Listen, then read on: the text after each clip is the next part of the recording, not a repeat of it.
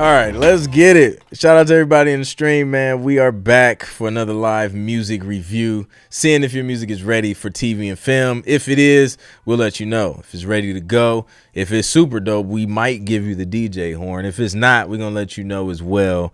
Let you know you gotta go back to the drawing board and work on that craft so you can get better.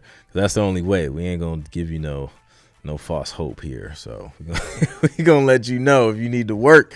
All right, so shout out to everybody, man. Who we got in the building? I see Kayla in the building. I see Kadan is back. Toot the producer is in here. Looks like Toot the producer was asking to be considered for MVP. He's trying to get on that MVP list. LW MK1, what's good? Excited to have you back. Kevin Cheek is back. I see you. Young Devious. I know we are all on the path to greatness. Let's go. Indeed. So yeah, man. Let's get this playlist up. Devon is in the building. John Power, I see you. Marlon is ready. WR Keys is back and ready. Joshua Riggins in the building. I see you. Dope. All right, let me get my playlist up. Also, we just learned this just in from the last podcast. Flares just landed a placement on Star Wars. Was it Star Wars Andor on Disney Plus? So shout out to Flares. He out here getting these syncs, y'all. So super excited about that, man. Just to see people killing it, man, especially people from the stream and our community. I love it, man. It inspires us all, including myself, to see you all just going out there and getting it, man, making no excuses. We make music, not excuses. So, all right, let me see. First person we got is Michael Connor. Starting. So, the way submissions work, we go in order of submission, starting from today's date. So the team goes in and they delete anything that was from a previous date other than today, so that we start at the same point every time we start the stream. So if it had if it was submitted like yesterday or the day before or like whatever 3 days, once somebody I heard they tried to submit, like it was like 5 days in advance, like it was like 2 days after the last stream. They was trying to get in that joint, but yeah, it gets deleted just so we can be consistent and give everybody a chance to get their tracks in the morning of. So that's how we do it. We go in order of submission, unless your name is Flares, November James. We put them last, and if you've never heard their music before, you'll understand why. Because we would go through these streams and we would play their music and no one would want to go after them. So it was just like, you know what, we're just gonna throw you at the back of the show and just play your stuff last. So you can skip the line by doing a super chat, $25 preferred, and then we'll bump you up, and then boom, you'll be at the top of the list, or at least next, depending on where we are. So that's how we do it. Let's get into it. Let me see the fire emojis if y'all ready to listen to some music. Let's go. As I pull this play. Yo, okay, so y'all know that technical issue that I run into every time?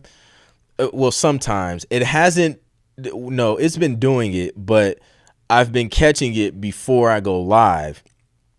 I think it's Safari, the browser, that causes the issue. So I'll play the music and then it starts skipping and skipping. Then I have to uninstall this plugin on Ecamm and then reinstall it and shut down Ecamm and then start it back up. It was a whole thing. Today I was doing it and it just was not working. So I was like, you know what? Let me just try a different browser. I opened up Firefox and it worked.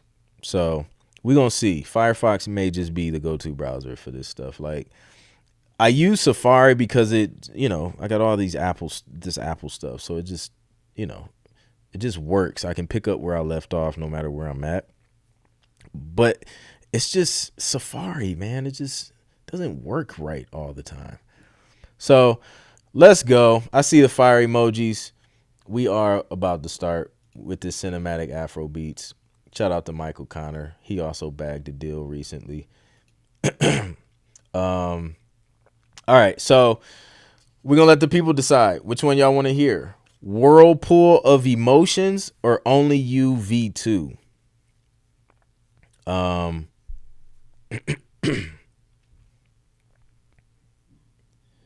Only You is the fun one. Whirlpool of Emotions could be a feels track. So it depends. Like, do y'all want to have fun or do y'all want to be in y'all's feelings? Y'all let me know. Lee the Plug has made it. No longer confused by the time. I love it. Oh no, I'm sorry. Only You is the fun one. Whirlpool of Emotions is the emotional one. Okay, fun. Only You. All right. It sounds like everybody want to have fun. Fun first. Fun first. Emotions later. Let's go.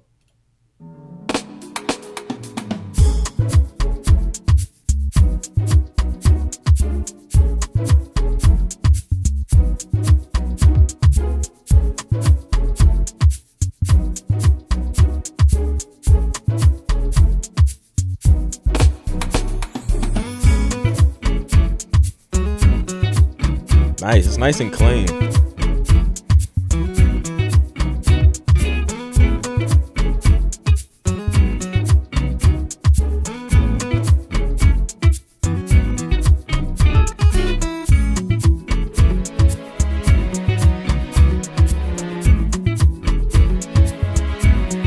Super Mario Lobby with Charlie P. I hear that though. That's hilarious.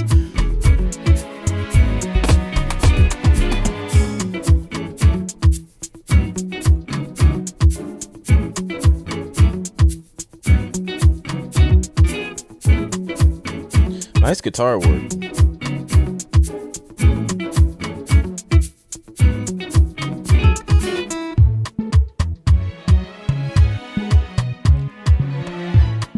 Ooh.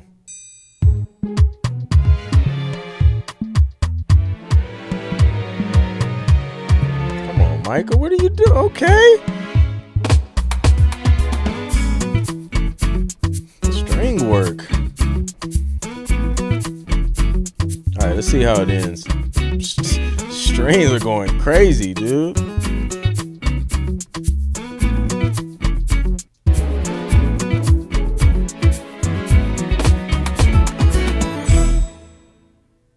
Boom. Man, come on. Dude. That's how we start. Yo, so love the structure, love the vibe. You already know how I feel about this whole, Afro, cinematic Afro beats thing you're doing. But yeah, you had some fun with the strings. Like, you was just like, you know what? I ain't holding back this time. I'm putting it all in there. But I like it because it was still tasteful. The placement of it was great. You know what I'm saying? Like, it still wasn't a lot going on. It didn't sound overproduced because you left like so much space in there that, there can be dialogue, but then it's like there's ear candy in there. Like, if you're a musician and you're watching the show and then you hear that track in the background, you like, oh no, like somebody has some sauce in the music department. So yeah, I like it. Those strings were everything. David Love has made it. What's up, David? It's been a minute, man. Glad to see you in the building. He made a new lane and it's fire. It is. It's crazy. Very clean and vibey. Agreed. Zane's rocking with it. Everybody's rocking with it. Let's go. First DJ horn of the night. Love it, man. All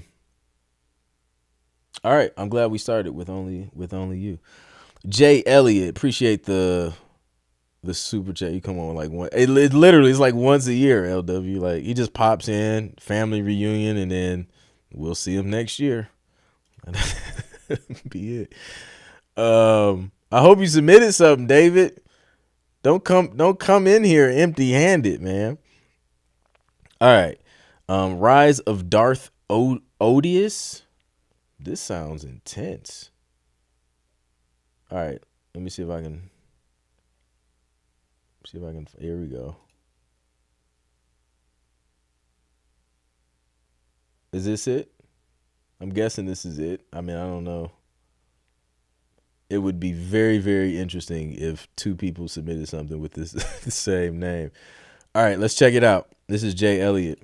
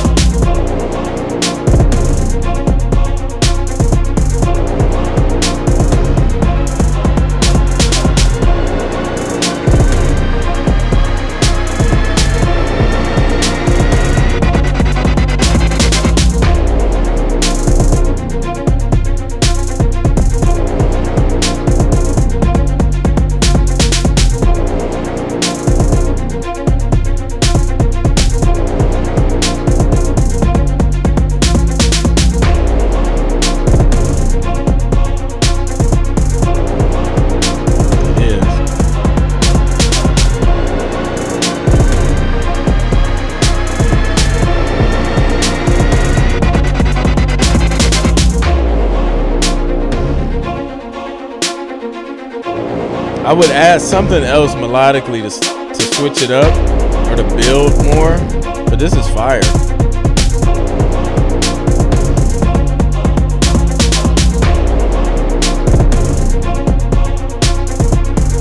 Yep, I agree.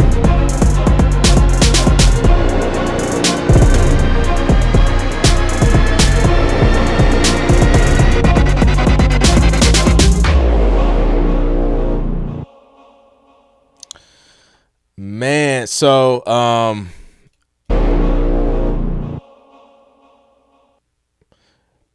it's almost there. It's almost there, Jay. So I think it does get redundant over like just with the same strings. So in some sections I would like give those strings and that pattern a break, introduce some new instrumentation as it builds, add other layers of instrumentation. So maybe some brass, some type of horn that's playing the melody, or I don't know, maybe a violin is playing the melody or something, like something to just kind of take it somewhere else melodically.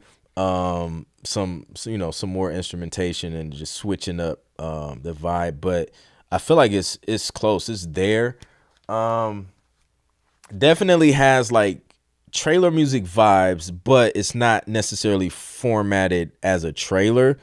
But I think it could work for like some, like some epic orchestral hip hop stuff. But yeah, I would definitely work on the structure and adding to it melodically, so it doesn't sound like the same thing for a long period of time.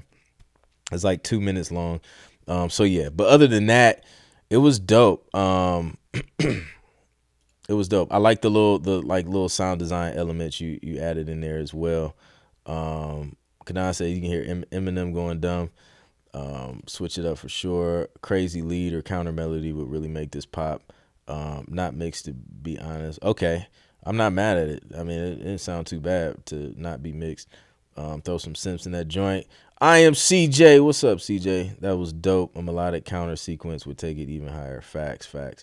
So yeah, indeed, yes, love that brass hit, man. That the brass hit never fails. When you get a good brass hit, it's gonna level up everything. So dope stuff. Dope stuff. Let me see. All right, let's go. What do we got next? Give it up. A round of applause for Jay. Samurai Blade. Champion Samurai Blade. Or Champion is the name. Appreciate the super chat. Let's see if we can find it. Let me refresh. It's been a minute. It's been a minute. So we starting off with some heat. I see what y'all on tonight. I see. What is? It didn't even take me back to. Okay. All right. What was the name of that joint? Champion Samurai Blade. I should be able to find that, right?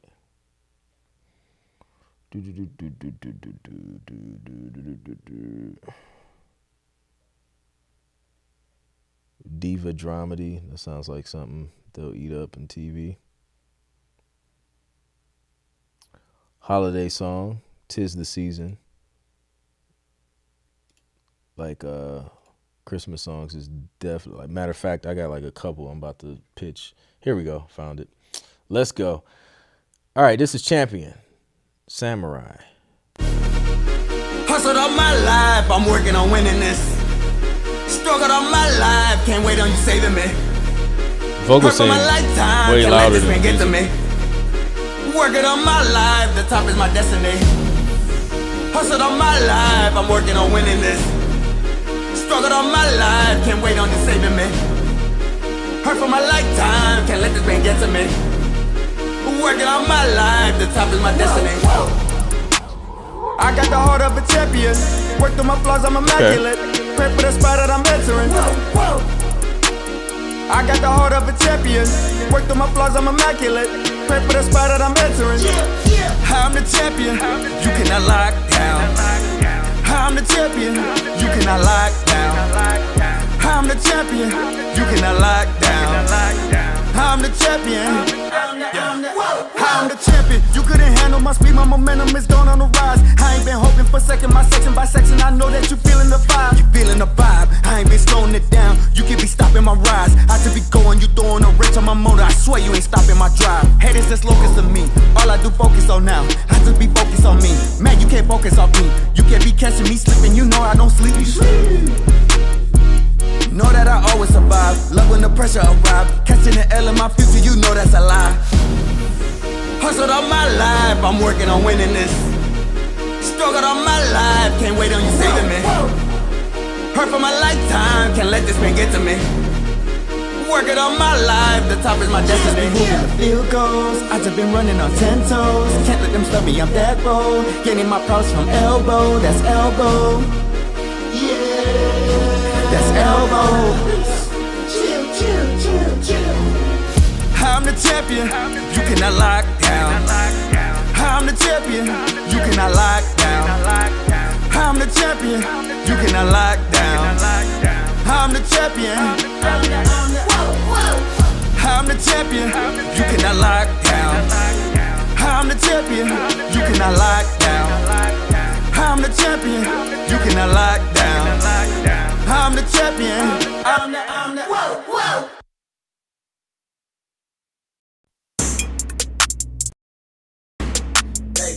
Get him out, get him out, get him out, get him out, get him out, get him out. Get out my way, everything moving, I'm grooving on pace. Everything booming, I'm gaining my weight. I ain't been dealing with minimum fate. Get out my way, everything moving, I'm changing the pace. Everything gluing, I stick to the place. I can't be moving for minimum wage. Get in my way, and in my face. I can't be moving when shit in my way. Shoot me the toilet, that shit in my face. None of my movement is going to waste. None of my movement is going to waste. I can't be cruising for people that slave. I'm on the road, giving the deuces. Your boy by the ghost. Don't wanna vibe when you losing control. Man on a mission, I'm hitting the goat. Batman with a mask beat, couldn't catch me. Gas me for the back heat. I'm a blast, they mask on, could've gassed me when you pat me.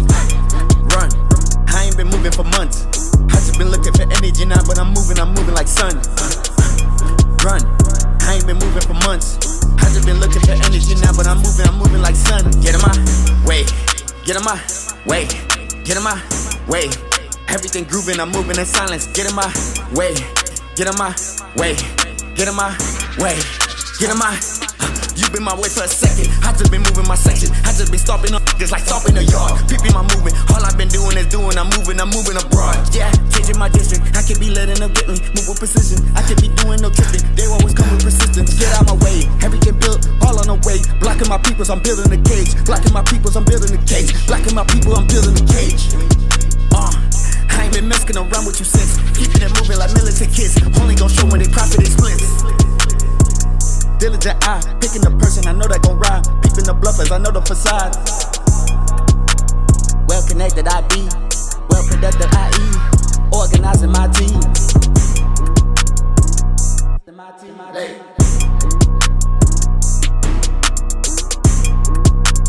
Well connected I be, well productive I eat. Organizing my team. Get on my face, get on my face, get on my face, get on my face. Get on my face, get on my face, get on my face, get on my face, get on my.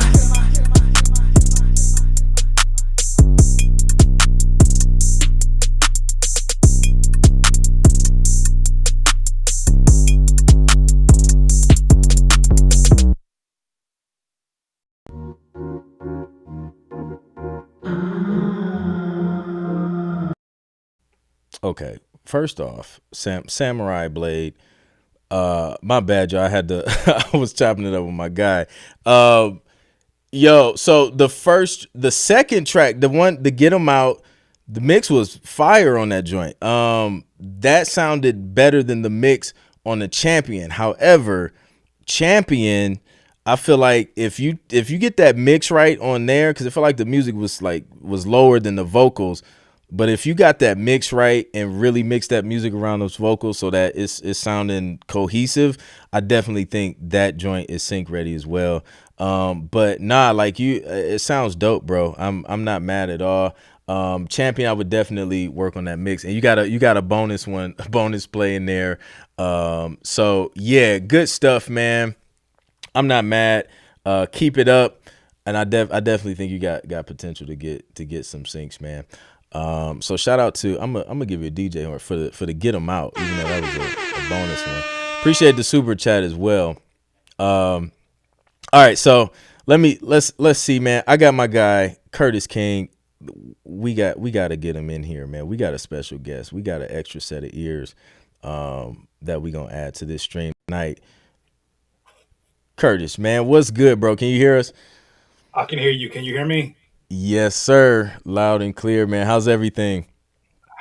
Everything is better now. My sincerest apologies. I looked at that email and my brain took a mental note. 8:30. Okay, that must mean Pacific time. No, Curtis, because you're dealing with your East Coast friends. So my apologies to not only just you but also your audience.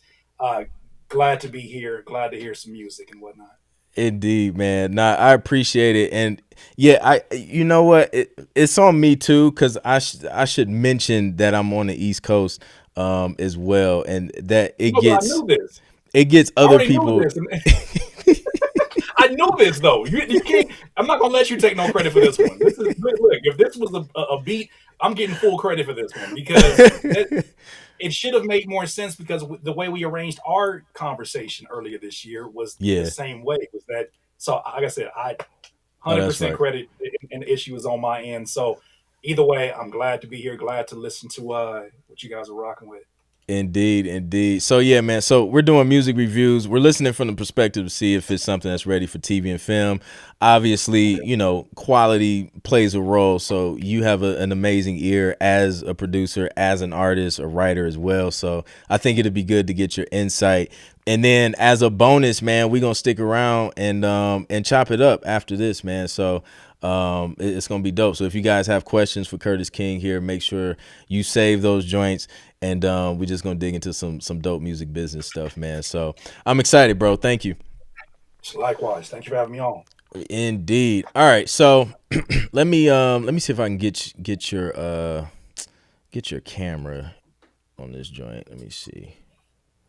Duplicate. Oh, boom. That was easier than I thought. All right. Sweet. All right, who we got? Who we got up next? John Power. I see the super chat. Appreciate that. That a boy. Appreciate the super chat. All right. So y'all getting an extra special treat. Amaria, I see you. Appreciate that. All right. Let's go. I think it definitely messed my order up. So we got Toot the producer, Retaliation. Let's see what Toot been cooking up. He's been coming with some heat as well. I seen yours too earlier too.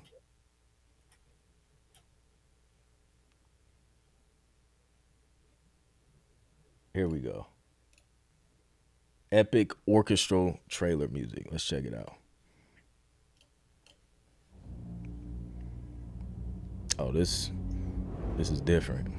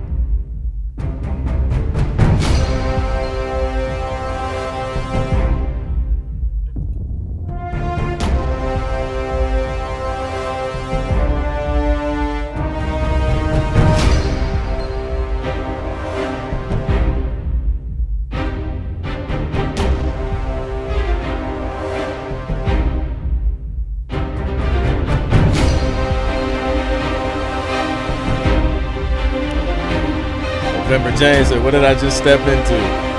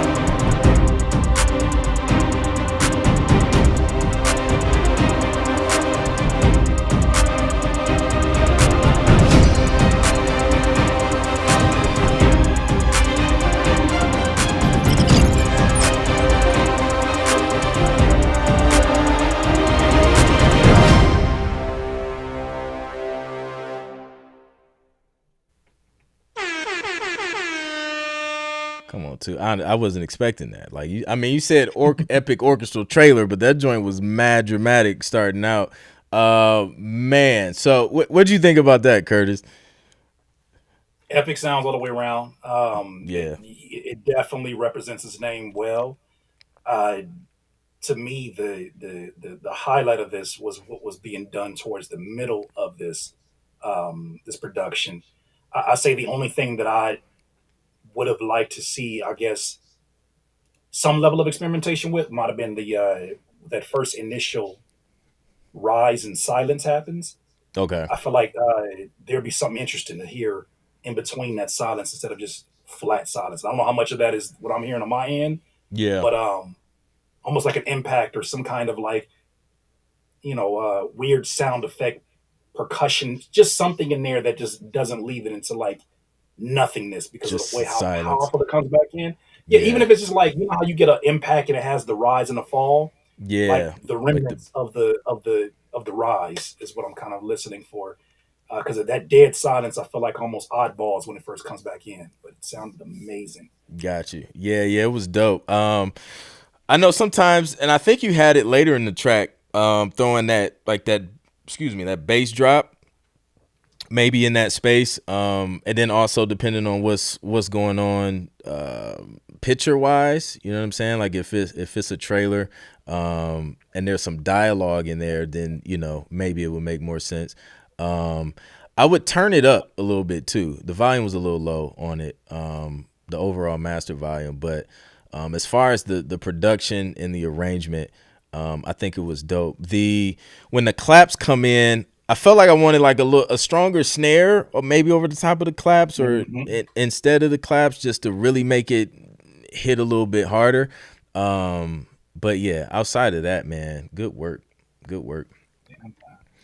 Do you ever feel like I'm curious? Just a general question. Do you ever Yeah, feel like there's certain drum elements that kind of take away from being like you're consumed in this visual that doesn't have a visual as you're listening to the music?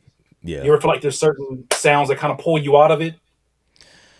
There can be more so like the sounds I'll stay away from is usually like sounds that are really really high on like mid high end frequencies, and like scratchy, real like scratchy distorted sounds that kind of kind of pierce your ears a little bit. I'll stay away from that stuff, Yeah. specifically for TV. But yeah. All right, who we got up next? I don't know if it changed the order of these or not, but I saved all the super chats. So Devon Mamba Hop is up next. Let's see if we can find this joint. Mamba Hop.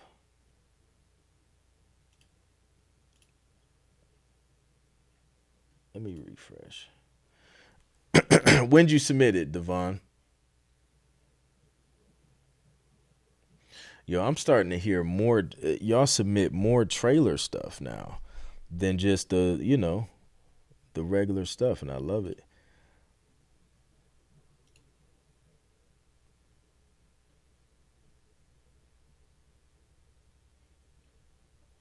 Cause I'm not seeing the title. Latin hip hop. Here it is. I found it. The Latin hip hop stood out when you said Mamba. Let's check it out.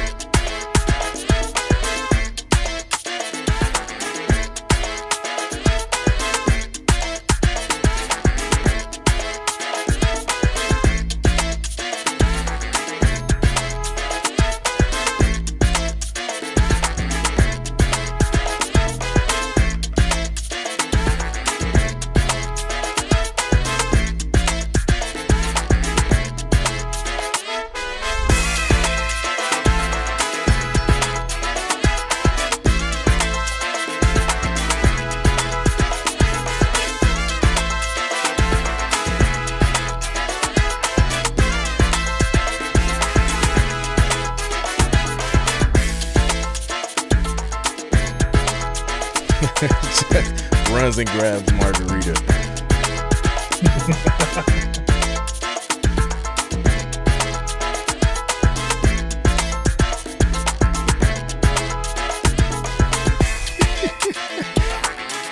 Data boy said you got to find him a Latin wife now. Hilarious.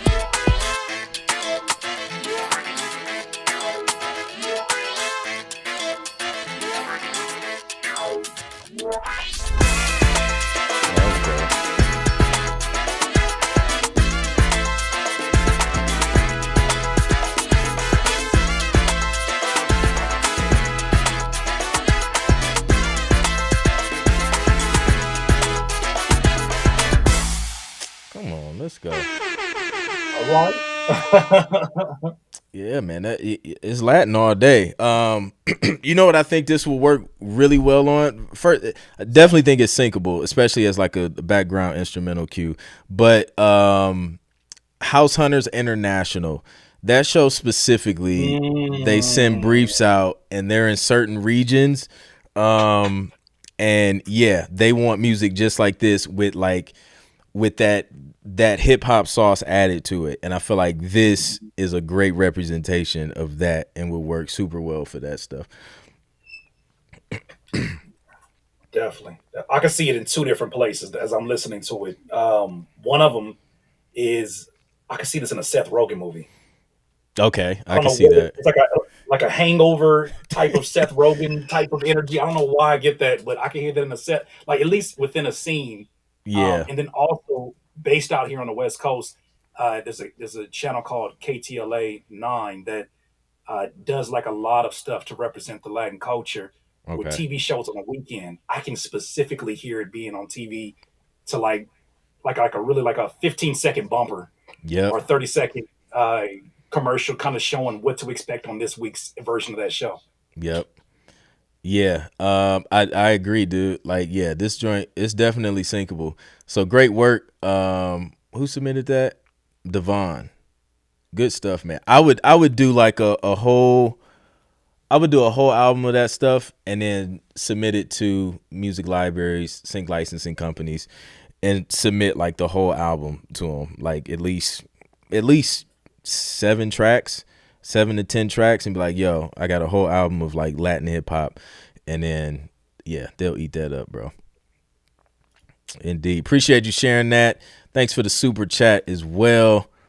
Let's go. We on a roll. Amaria, Dark Nights, Bright Mornings. Let's see what this is about.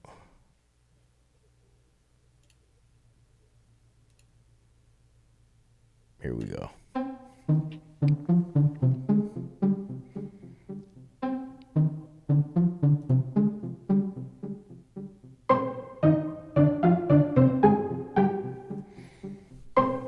Sounds like a tension cue.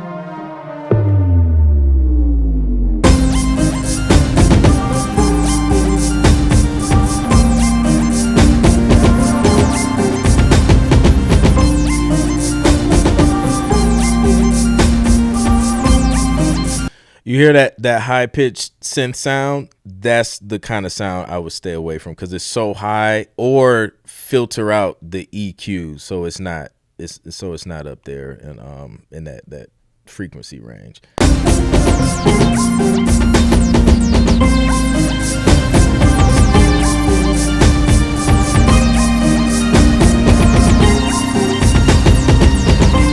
Or go an octave lower.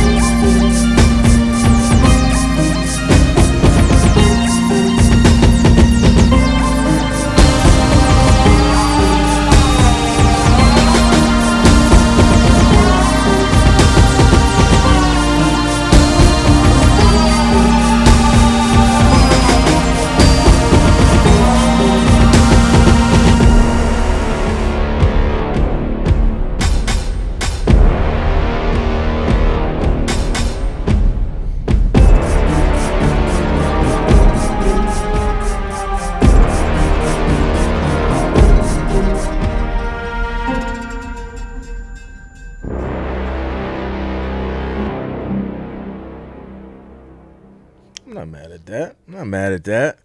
What you think? So I was trying to kind of figure it out. In that I hear the direction, especially with the title. I feel like the title sometimes gives away what the producer's intent or the Yeah. composer's intent was with it.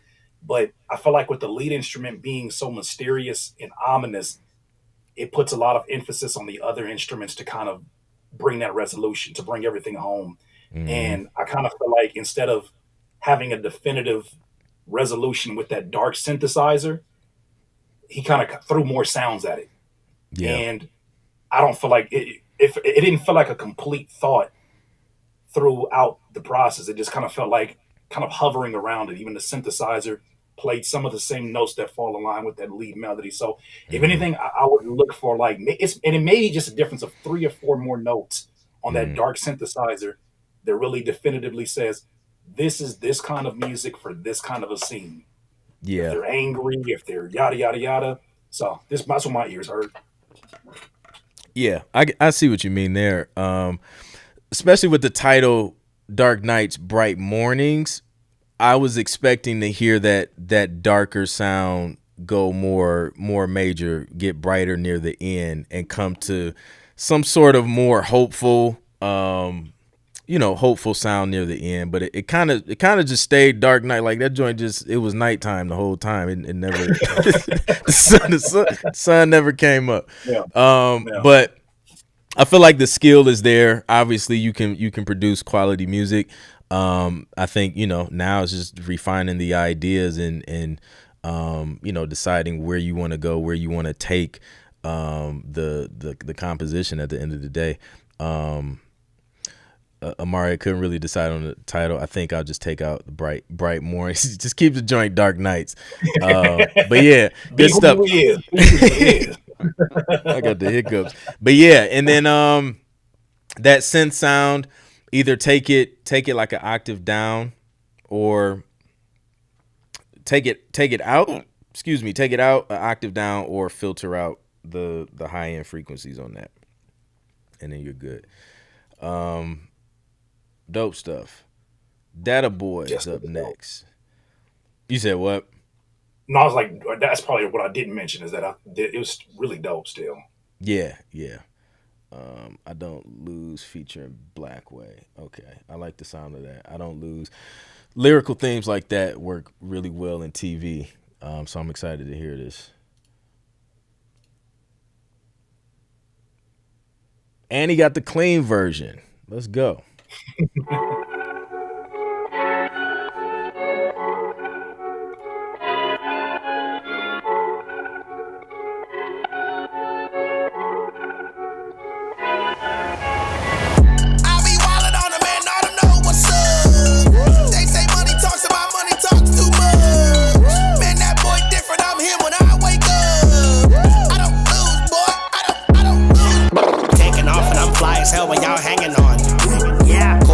Up in the jungle, boy, Donkey Kong.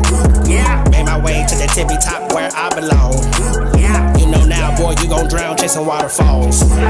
Yes, my temper goes 0 to roll every time you hear that motor kick. Latin flows turn to quid pro quos. If you ain't got your hat, then I'm over it. Yeah. On my way, but get you motion sick. I ain't touched the mill, but I'm approaching it.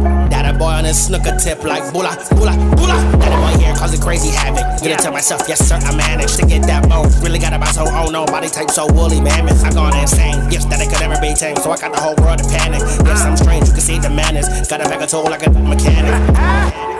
Breathe, homie, breathe, time is almost up. Tell me what you need. Got the pot of gold, got the pot of greed. Never learned to follow, had to learn to lead. That a boy buzzing, hanging with the bees. Snuck up in the egg, swinging from the trees. That cause a riot, people better leave. Y'all don't wanna see me? Nah! I be wildin' on the man, I don't know what's up. They say money talks about money talks too much. Man, that boy different, I'm him when I wake up. I don't lose, boy, I don't lose. Hey, been the realest, stop telling me things that I already know. Keep it 100 so much, my emails look like binary code. Pulling up covered in something flashy, they be like, wow, there you go. Horsepower, whipping them donuts, look like a wild merry-go. Hey, I'm too cool, so obsessed with me, I don't even got a YouTube. My only L was at a spelling bee to spell lose, and I refuse to. Double use of what I'm used to, double use of what I'm used to. Game on the line, just leave it to me when the situation getting crucial. I'm in the mood to put up some crazy numbers when I'm bored, or walk as a duple. Inspiring like an eviction notice on the door, cause this finna move you. I earn all the respect, I need 1000000 on every chat. Yeah. I be wildin' on the man, I don't know what's up. They say money talks about money talks too much.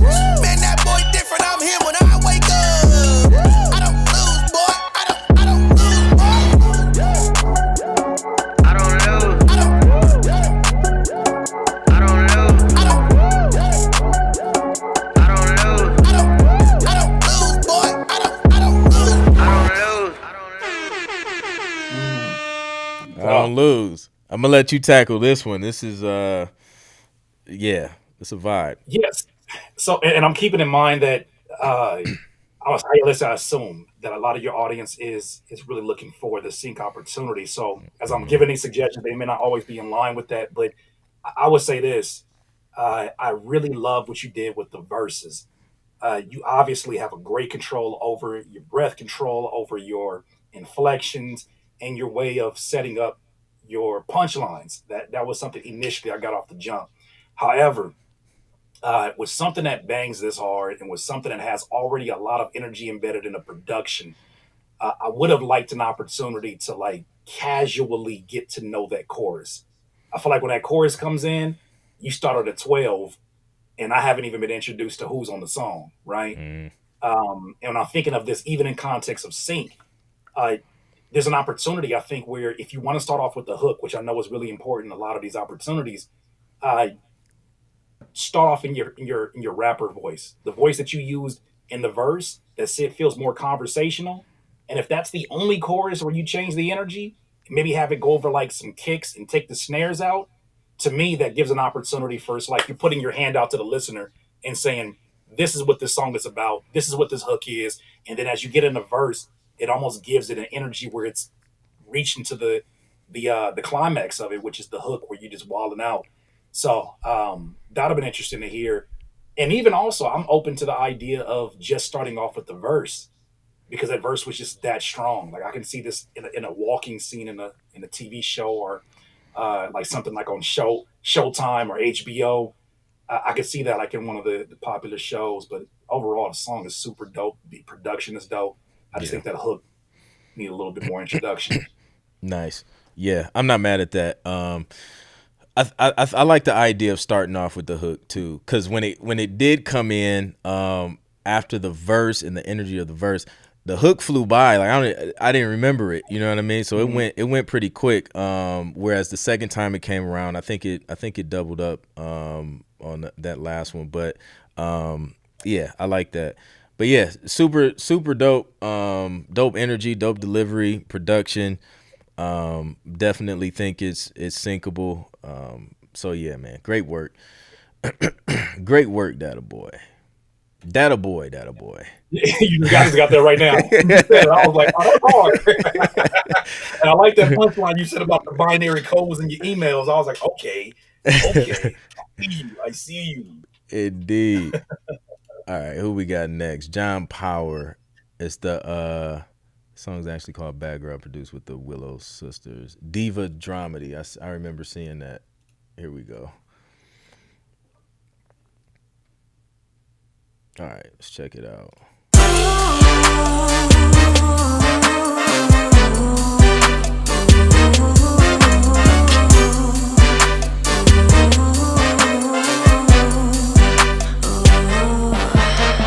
You know she up to something bad. Bad girl, bad girl. Ooh, she drives the fellas hella mad. Bad girl, bad girl. Strikes like a boss in designer clothes. Got a lot of secrets no one knows. Got a lot of enemies, keep them close. Lips with danger overdose. Mm. Yeah, she a lot, she overflows. Yeah, she got the power, she got the fame, got all the money to go insane. Yeah, she a lion, you'll never tame. Out on the prowl, she throwing shade.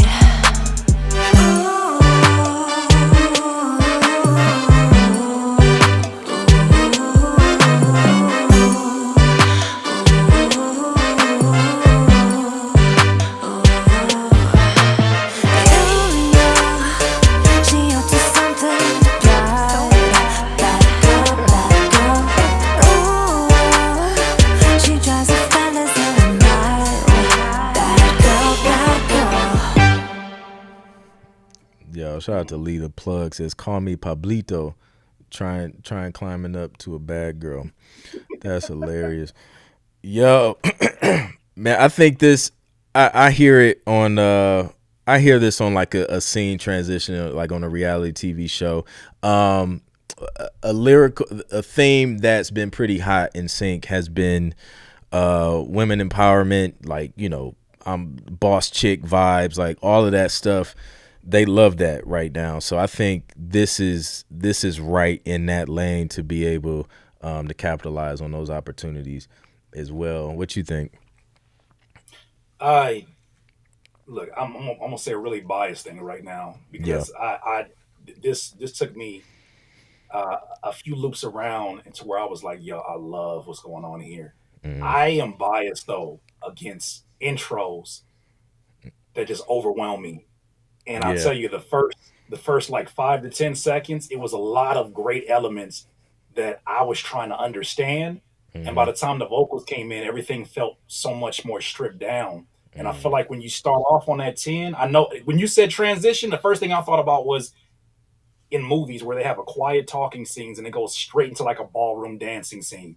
Yeah. So that's where it started making more context or more sense. But I think when you start off that strong, it it kind of feels like you take all the air out the room too early, and I feel like Mm. this would be something where how strong the vocal performance was. It'd be interesting to see this kind of ease its way in there, and then the climax is what you started off with. Mm. But overall, I for sure see that being something that you just hear in the background as something really popular. Absolutely. Yeah, for sure, for sure. Appreciate you submitting that, John Power. Yeah, keep us posted on how that works out because it looked like ready to pitch the Bravo reality show. Yeah, let us know how that works out, man. We'd be interested to see how that pans out for you. Um, Dope, Audible, Aaron. We got, let me see, we got a few more, and then we'll end the super chats, and then we'll get into some convo, man, and answer some questions and chop it up with Curtis King. So Aaron, what's the name of your track? Audible, Aaron.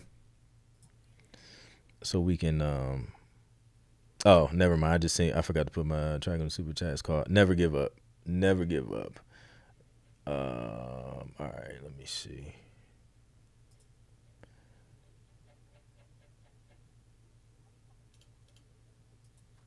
And when'd you send it? Because I don't see it. No, never mind. I see it. We in there. Here we go.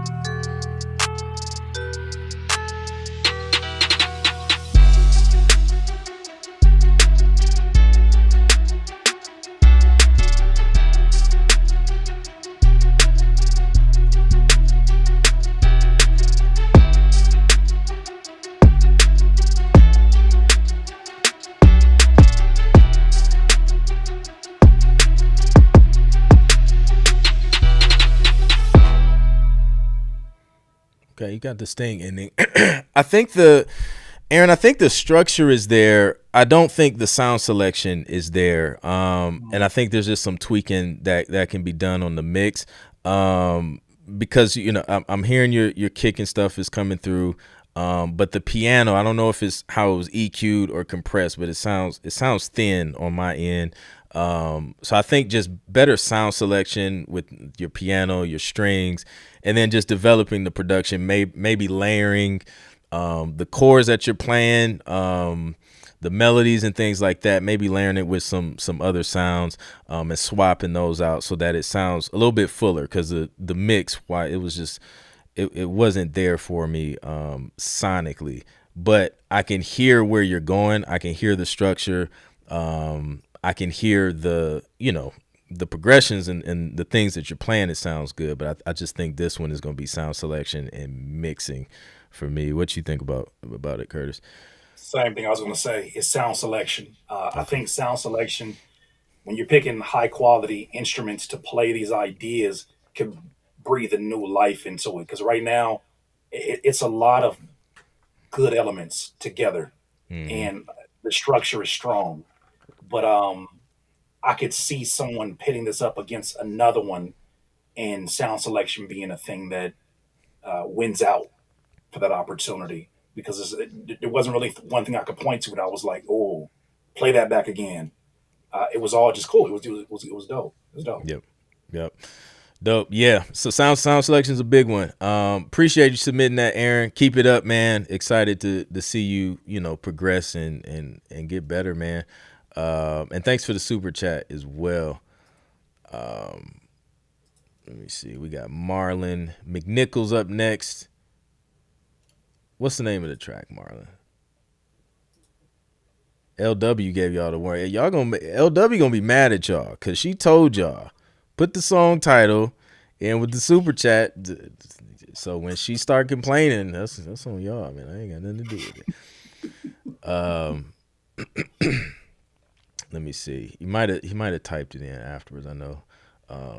Aaron did the same thing.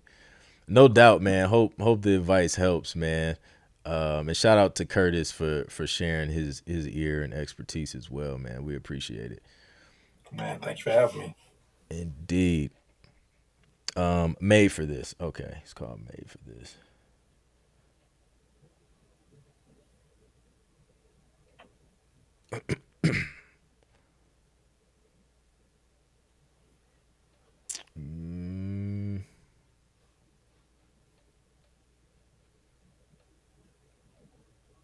When you never mind. Every time I'm about to ask, like when you submit it, I find it.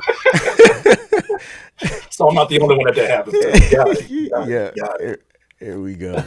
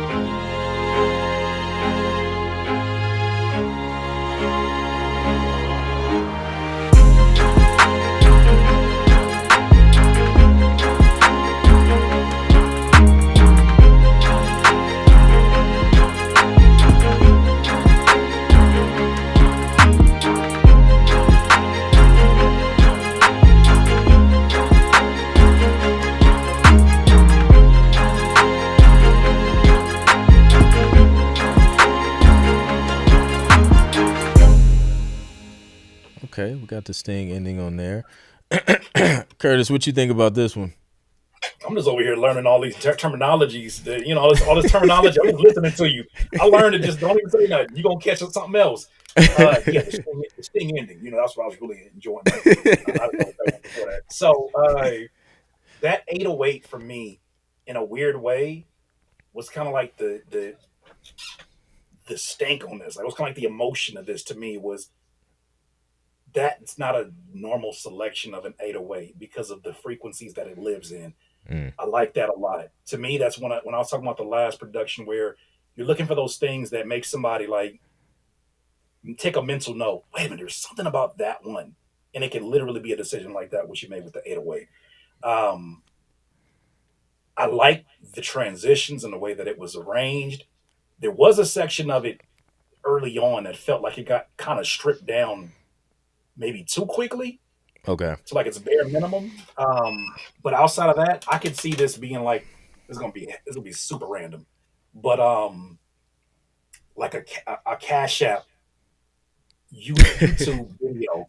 Cash App YouTube video where they're highlighting someone's entrepreneurial accomplishments through Cash App, and they're showing like the close-ups and the profile, and they're showing them put their packaging and stuff inside the house, and they're just breaking down what they do as day to day as an entrepreneur. I can absolutely see it there for sure. Yeah, that's super specific. But yeah, like so the part where you said like it broke down like a lot. I actually feel like I would start off with that first. Mm. You know what I'm saying, and then build it up. Start sparse, and then build it up and bring your whole hook in. Um, and then and I'm being nitpicky. I'll probably add some. I don't know to tweak the EQ on the clap. Like I would want the claps to sound a little bit brighter. But that's just my personal And I thought I thing. was being specific.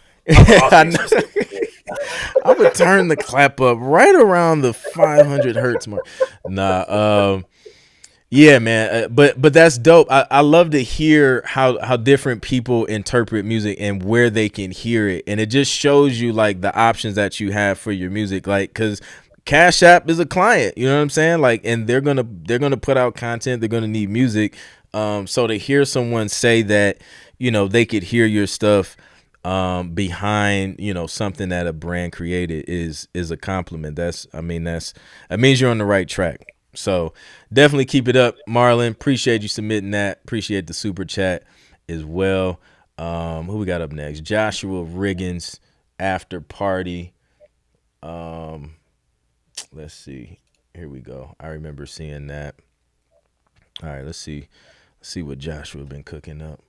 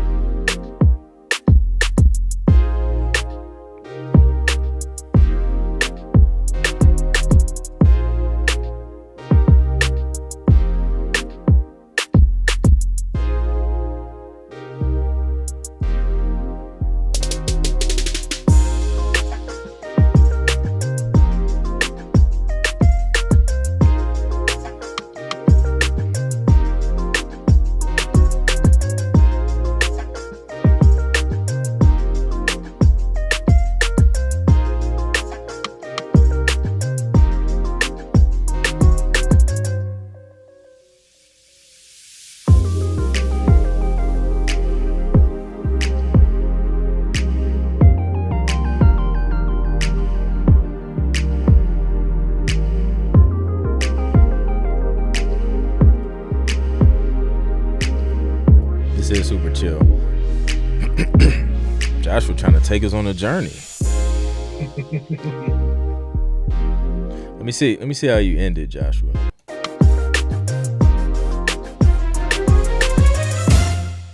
Oh shoot, that escalated quickly.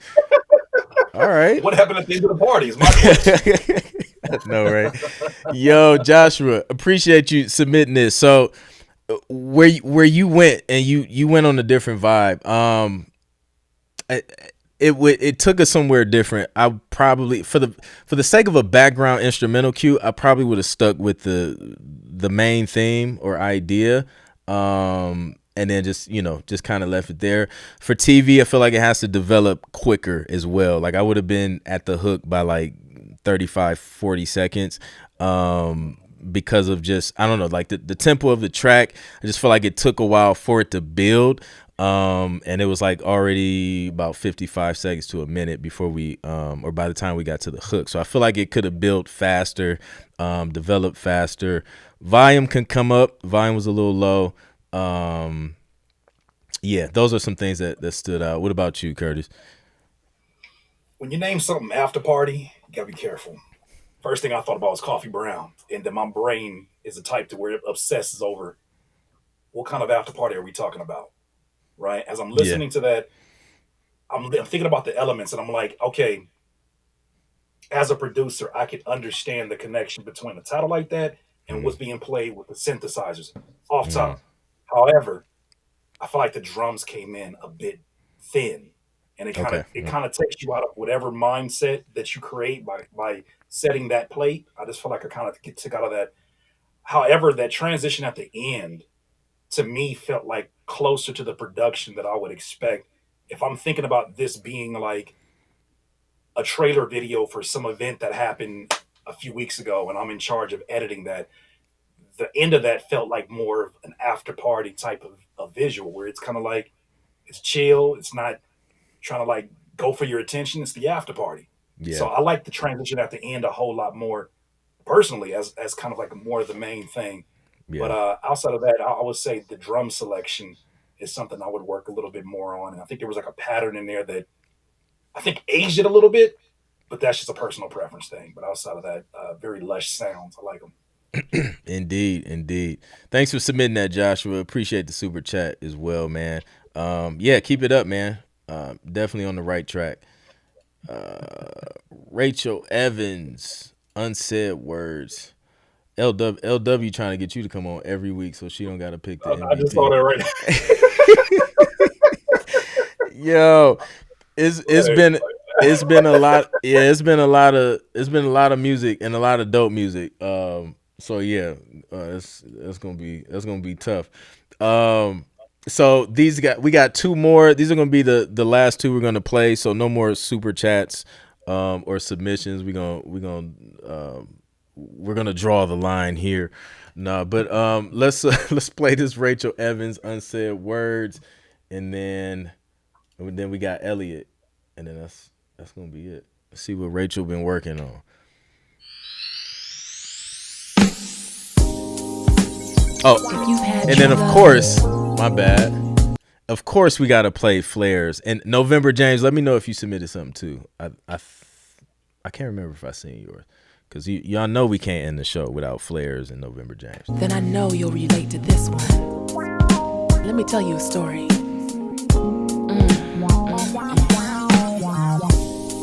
His love. So right away, like the intro talking wouldn't work for TV, because usually people are already talking in TV, unless it's like super specific where they're like, hey, we need some music that kind of has this thing, and there's no dialogue. So that's just something to keep in mind when you have intros with talking in the beginning. Was like everything to me, and I still let it go free. Did I think he was a bird that would fly away and come back to me another day? I was so wrong, because he flew to another girl and found a love that he deserved. Gave her everything I was supposed to get. Now I'm all alone inside a world, holding on to unsaid words, and it's all my fault, I must admit. So if you have true love, hold it tight, never let go. And if you have true love, hold it close, always let them know. These days I cry. I'm gonna go through to the end, Rachel, just to see, because Always let them know. So if you have true love, hold it tight. it's fading out. Yo, this, I don't know about you, Curtis, but shoot, where my window go? Oh, this takes me back to like 90s R&B vibes. Like, is it like those songs that just have you thinking?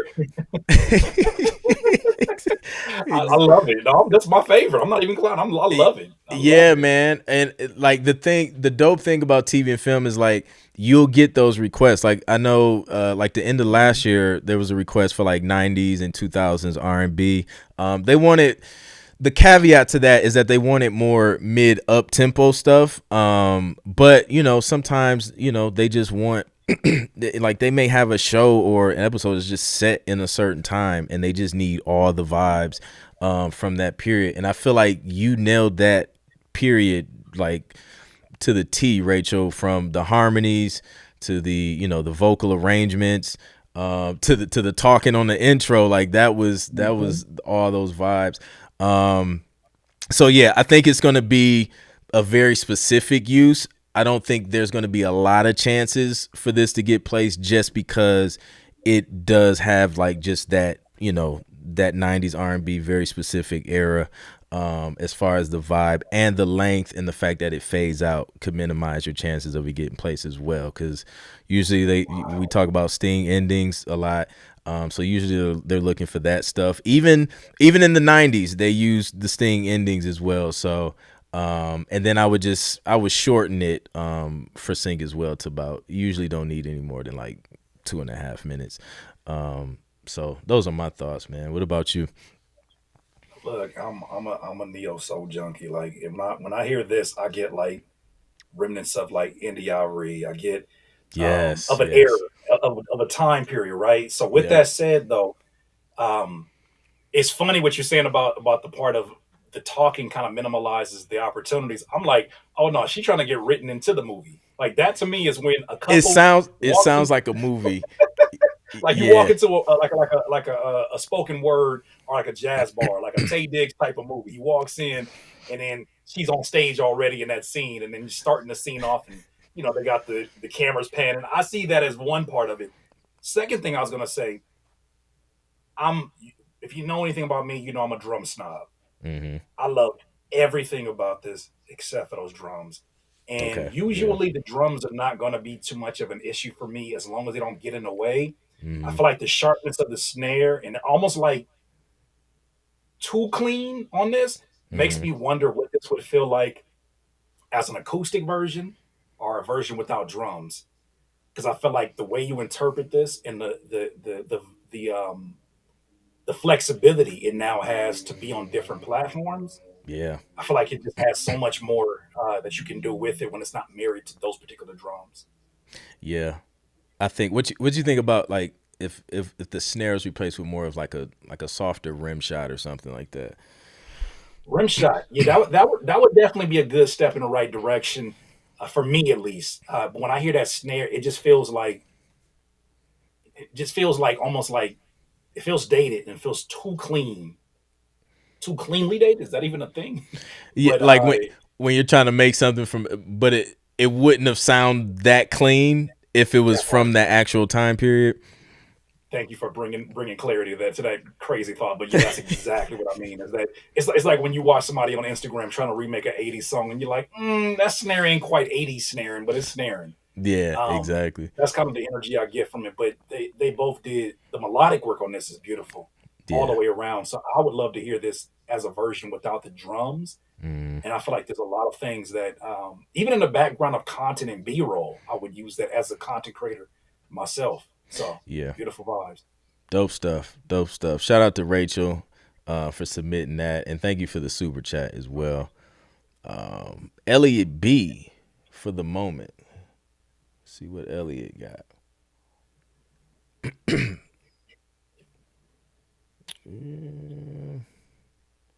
I'm not gonna say it this time. See if I can just see if I can You just gotta say it if you find. want to find I it. I know, right? So when did you submit it, Elliot? There we go. Look, this is it. This is the one. Yo, it works 100% of the time.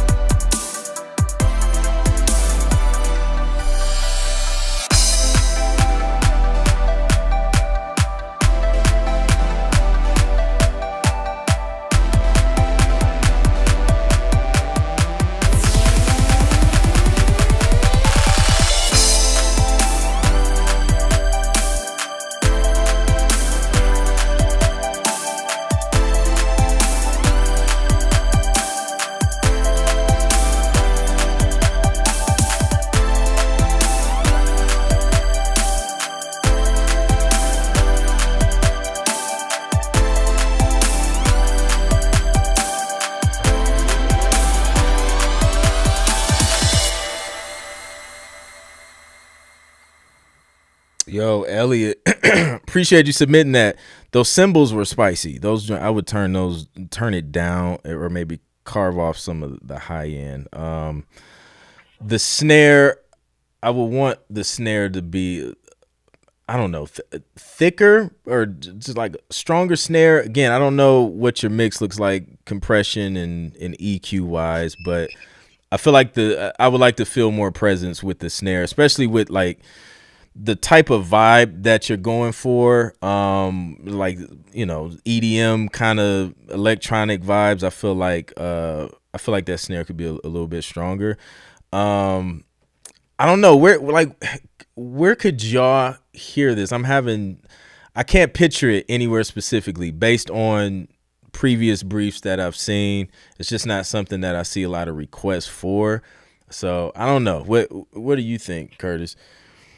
What was the name of those scenes in the 80s that were super popular when, was it called a montage where they would do like, for instance, the main character is trying on different clothes at a department store and they're like, this one? They're like, nah, not this one. This one? And then it's like, what is that? What is that? What is that considered? Do you know what that's in film?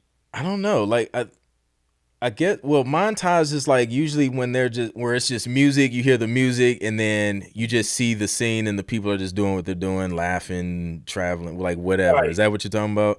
So in line with that thinking is what I'm thinking, what I thought at least before the drums came in, which you could tell I'm a drum snob. Before the drums came in, I was seeing the boom, boom, boom, boom, boom, like, oh, this could be somebody doing like a throwback montage of like trying on different clothes in the 90s and this is placed in the 90s, or Okay. I could even see like bright colors of like a 90s version mall.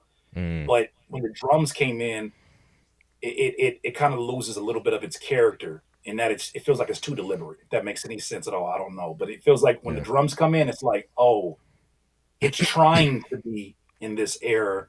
I love what you did with the main melody. I think some of the other sound choices that came in from the drums and even the melodies were a little bit in the piercing frequency on the high Mm, end, yeah. and it felt like a lot of those sounds were competing for the same frequency space. Yeah. I think that's good. Yeah, because you definitely want to make sure, and I think that's an important key to kind of creating space in your mix is, you know, beyond just like reverb sound selection. It's just like, yo, this sound lives here in this range EQ wise. This sound lives here. That way, it's all playing at the same time, but it's in its own space sonically, and then it all works well together. And then I think it would. I like the energy when you kind of did the double time as well with the drums. I feel like it was just dragging a little bit tempo wise when you were doing the regular how the drums came in at first. But yeah, keep it. How you feel about this? How you feel about this being a drone scene on an island? I could see that. If that was the case, I would honestly strip the drums out and just not have drums in there. You know? Yeah, I'm with you. I'm with you on that. Yeah. So that's always an option. Usually we have to send different deliverables. It'll be a main version. It'll be a drum and bass. It'll be a version with no drums. So, there's options to be able to kind of cut things down and make it work. So WR Key says House Hunters. Not mad at that. Shout out to my guy, Fire Tracks. I see you, bro. What's good? So yeah, dope. So yeah, man, shout out to everybody that submitted. Everybody I think everybody skipped the line tonight with the super chats. The last couple I know we got Flares. We got to play Flares. Shout out to Flares. Flares just got Curtis. He just got a placement on Star Wars. What was the name? It's the Star Wars show on Disney Plus.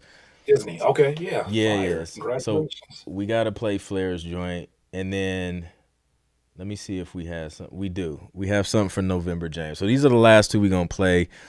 Who do we start out with first last week, y'all? Was it? I think it was Flair's. I think it was Flair's. Let me know. We got the disclaimer from Michael. Curtis King, I'm just letting you know. Be prepared, bro. Be prepared. Okay. I'm just saying. So he says, "May the force be with you. If you do not buckle up before listening to music from Flares, blown your mind will be." That's hilarious. I'm waiting. I'm getting excited now. Yeah, no, it wasn't Mandalorian. And was it Andor? I think it's Andor. I need to catch up myself. I still ain't finished Mandalorian, so I got some catching up to do. So all right, I think we played Flares first. I think we played him first last week.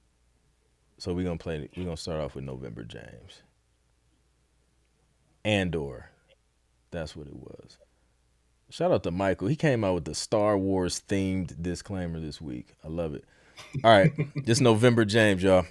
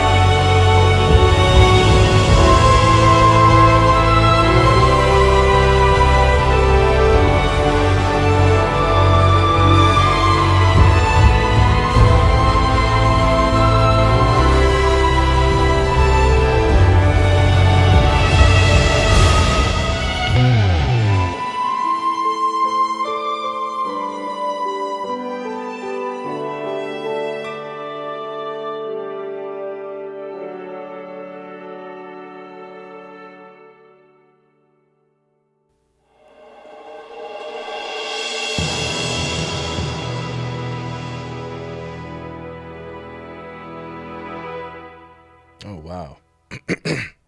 Yo, that was beautiful, November James.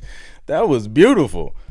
The piano, it lured us in, and then you just grew to this crazy arrangement. Yeah, dude, that was you thought that was like, I don't know. You was in a vibe on that joint. You've been giving us some real emotional composer vibes in this joint. Vex E said it was spot on. Love the piano. Kayla with the ice. What'd you think about that, Curtis? I'm still trying to make sense of what I just heard. Like like when I don't know if you how often you get in that headspace where you're supposed to be. Like I have a series called Critique My Beats, and every so rarely you'll hear something that makes you forget what your job was. It's one of those. Yeah. It's one of those where I'm just like, oh no, you're not supposed to enjoy this. You're supposed to be looking for things that you can help suggest for improvement. I have nothing. I'm sorry. I'm blown away. The You can always tell so much about the maturity of the composer, the experience of the composer, about how they treat silence. Yep. It's the weirdest thing, right? Like the care that they put into the moments where the music not only rises and becomes extra powerful, but those moments where it quiets down and sort of Yeah. their control over the listener. To me, Yep. I'm always more blown away by those subtle things. Yeah. Yep. I agree 100%. I usually have nothing to say after playing this guy's music. That's why he's at the end of the show. So if you're at the end of the show, it's usually a good thing. Um, but yeah, shout out to November James, man. He's a regular, always submitting phenomenal work. Amazing musician, super dope. All right, y'all. It's Flares time. Drop the fire in the chat if y'all ready for Flares. Is the last. It's not even a critique. He's MVP now, so we just play it. There's no literally like there's no. We're not gonna even try and critique. These last couple tracks. So let me see some fire emojis if y'all ready for this Flares joint. We're still trying to figure out, Curtis, if Flares is actually a human being or if if he's AI. Exactly. See, I got terms for it. I'm gonna start it already. We've already started on my channel. We call them. Are you a natty? Are you a natural? Or are you a ID? Nah, that's kind of sounding real ID to me, bro. Like, nah, that's not natty. You're not a natty. Yeah. E- exactly. So yeah, the debate is still out. We trying to figure it out, man. Uh-oh. But I don't know. Maybe you can tell us. Maybe you can tell us. Here we go. This is Flares. Open up chat. I'm gonna open up Chat GPT in the background. I'll tell you. No. Okay.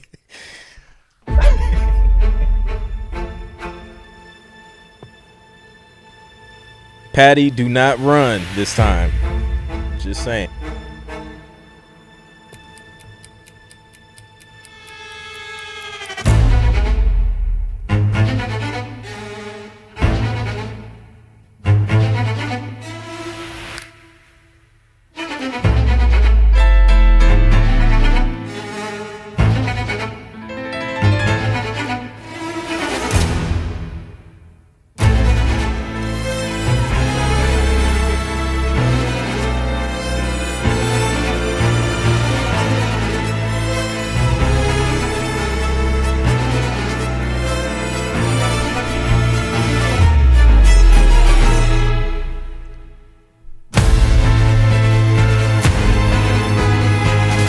I told you, bro.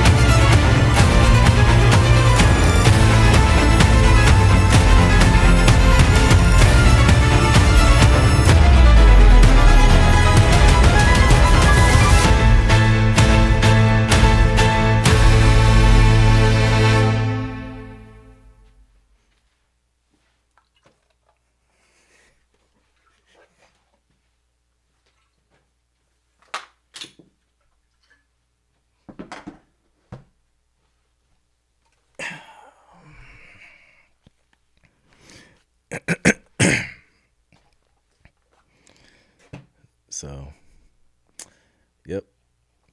That's Flares. What?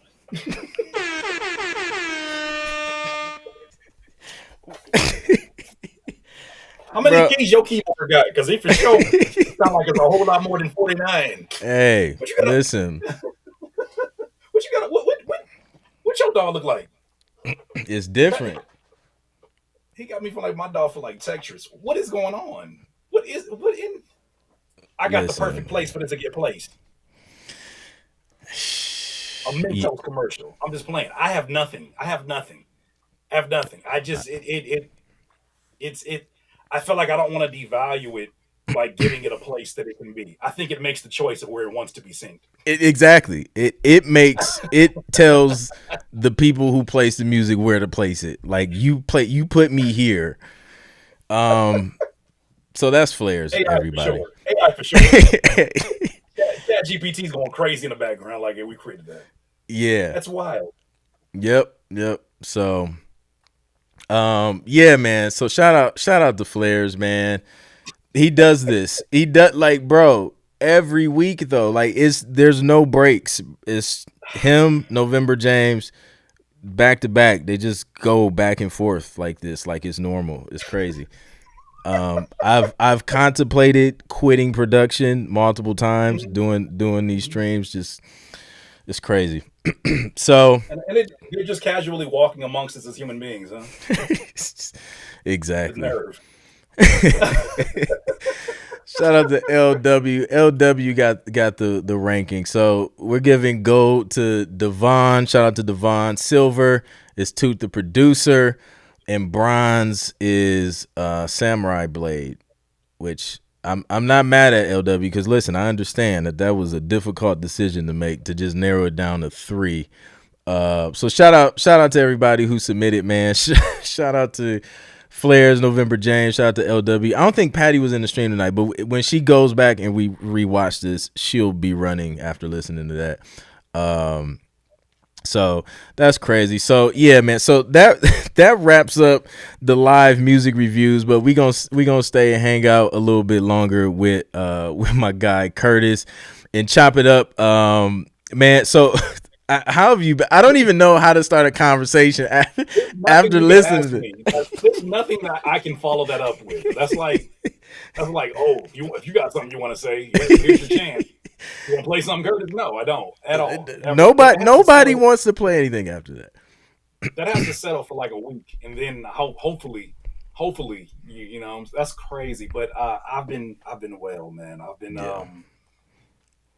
doing the normal 2-step, the normal dance, trying to figure out things as a content creator in this new space, and how that's going to evolve as I get older and all that good stuff. But yeah, happy to say that we're finally get into a place that makes so much more sense. But I've been good, man. Family's good. Everybody's good. That's good, man. Yeah, dude, it's been it's been crazy. Like it's one of those times, you know. For those who don't know who Curtis King is, for whatever reason, you know, he's an artist, producer, creator. You know, just follow his channel. This amazingly talented dude. But I feel like it's a great time to be a creator in this space, an independent creator in this space, and then it's also weird at the same time, just because things and algorithms constantly changing, and you're you know, figuring out you know, how to make all that stuff work as well. So yeah, man, it's definitely interesting, but it's exciting, man. I think I've never experienced a time in my lifetime where you can literally create a lane for yourself and create opportunities, like, just without having to rely on, you know, what we used to have to rely on, you know, in previous years and ages and things like that, especially in our industry specifically. And I think, you know, I've seen you and your growth, and I told you this before, man. Like when I was still working full time and doing music on the side and building my business, like, you were one of the channels that I would always play, you know, either on the way to work or in between calls or on the way back, just to get that, you know, get that inspiration, get that information, the knowledge and things like that. So I appreciate you for that. But I feel like you're like definitely one of those guys who, you know, who took advantage of the opportunities that are here for us as independent creators. So Yeah, man. Yeah, well, I appreciate that, man. It's that's it never gets old when you tell me that. It still is. Sometimes it's I'm the last one to recognize the ripple effect because Yeah. I'm constantly evolving. I'm constantly putting myself out there, and also I put so much of an emphasis on this may be the first time somebody sees what you're doing, Right. and you can't just kind of like rest on your laurels. You can't rest on what you've achieved, and I like that. I like that edge. I like being able to feel like no matter what's going on, evolution is not something that you just have a choice of. It's something that you have to become someone who's ever evolving. And so, I Yeah. think I finally feel like I'm not ahead of my time. I'm not behind the time. I feel like this time period is calling for um, authenticity in real time in a way that we've never experienced before, and that excites me Yeah. because those are the things that I would shine at when I was doing um, public speaking in high school, or when I was doing improv comedy in college, and all these different things. Yeah. Now this time period calls for our ability to listen to these amazing composers and then just jump into a regular dialogue. Like it's just a regular Wednesday in everybody's life. This is just normal content creator stuff. So I never take the ridiculousness of it, or even like the the gratefulness of it. Like I never take that for granted because I Yeah. know that this is not promised to anybody. Facts, bro. I mean, it can be taken away in a day's time. And I know, bro, I know you've experienced something recently where, I'm like bro, literally, literally, like I don't know if y'all they know, got but me, bro. They bro, got me. my man almost lost no, he lost like his Hold on, control of his entire channel, bro, his entire YouTube channel. And like, they got me. so talk about that, bro. Like, what in the world? Because yo, I didn't just talk about it. Talk about it, bro. So one of the things that we as content creators, when we're talking about building multiple streams of revenue, sponsorships is definitely something at one point in time you got to have that conversation with you and your team, or just you and yourself, trying to figure out if you want to incorporate that into what you're doing. Now, if your content is generating income by itself, kudos to you, but there are different periods, especially with ad revenue in YouTube, you can't rely on that. And with me kind of like dedicating so much of my business to it, sponsorship money is something that could really be helpful to what I'm building. That being said, this company, or the scammer, posed as a sponsorship opportunity. And usually you can see the scams a mile away. You can tell by them having a Gmail account that looks a little bit fraudulent, or Gmail will tell you what's going on. This one was a little bit more developed than I've ever. It was the most developed scam I've ever seen before. But these folks basically came in, posed as a company, a sound design company that already exists. Um, they used an email that was a little bit suspect from, I think, Naver, but that didn't put any red flags, only because I know some of these companies outsource their marketing and their artist reach outreach. Right. Anyways, they asked me if I was down to do a piece of content for X amount of money that sounded really good in the moment. I said, cool. It drug out for about a 7 day period, and they finally presented a contract. The contract had details that they always ask about, like your bank account, your address, Yep. for an invoice, at least I should say. And they presented this contract. Contract got signed, and I'm glossing over the details. There's a lot of things that now are seen as red flags, but they had me download a program, an EXE. That was the program I was supposed to be covering in this sponsored post. Hmm. I downloaded it, double clicked it, nothing happened, and I said, "Oh no," because I'm pretty familiar with computers. I said, "Oh no, Yeah. they might have got me." And I kid you not, within the time span of about maybe 30 seconds, I get signed out of all of my Gmail accounts. I get signed out of my email, my YouTube, and I see that I no longer can get in and even use backup passwords, because now they found a way to use some kind of security chip that I need to buy from Google in order to even get a code. It was so mad how quickly it happened. But over the next, let's say, 48 hours, these people stole about $1,700 from me, in addition to taking my channel. because my channel was overtook. They looked like they deleted all my videos at first. They were running a crypto scam live stream, Mm. and they were buying bots for the stream, which in turn got my channel deleted. Then, because they had access through the Gmail account, what I came to find out was that that download that I had was a browser hacker, and they were Okay. able to get into my browser and then get their way and get into my Facebook.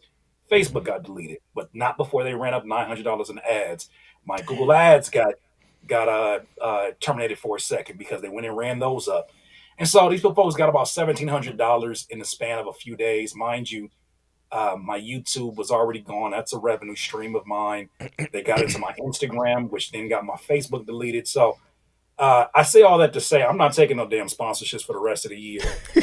Um, Bruh, I yeah, feel you. Like, I not even being mean, funny. Like I'm not taking nothing. bruh, that's crazy. Cause listen, uh, the same. I didn't know it could go to that extent, but I got a similar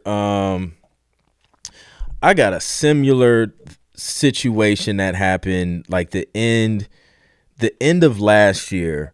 And it's crazy, bro, how like sophisticated they're getting. Cause I mean, bro, Bro. we was going back and forth having a full negotiate, and I thought I was in my bag negotiating. So I'm like, bro, like I was just like, I was like, look, I did too. I was like, you getting good, boy. You getting good. You get them kind of deals down. Let's go. yo, exactly. So they hit me with the first number, and I was just like, you know what? I was just like, what if I what if I do this? I was like, YouTube Shorts is buzzing right now.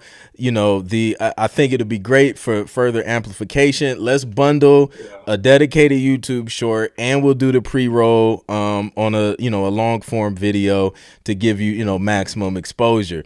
Then quoted them a price. It was just, oh, that's a great idea. I'm like, oh, I'm on it today. I'm in my bag. Can't tell me nothing. Run that Listen, check up. Yeah. man. So yeah, so they hit me back, and then we agreed to the price. So I'm like, man, okay, cool. So that's easy. Easy. Cut the check. And then something told me, like, I started researching the company, and then start researching like other YouTube videos, seeing if some other influencers might have, reviewed the thing.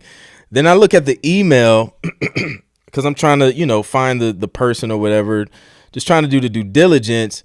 And the email was weird, and that's when I stopped the conversation. And let me see, dude, they sent me copy and everything for like the ad, what to read, so it looked legit.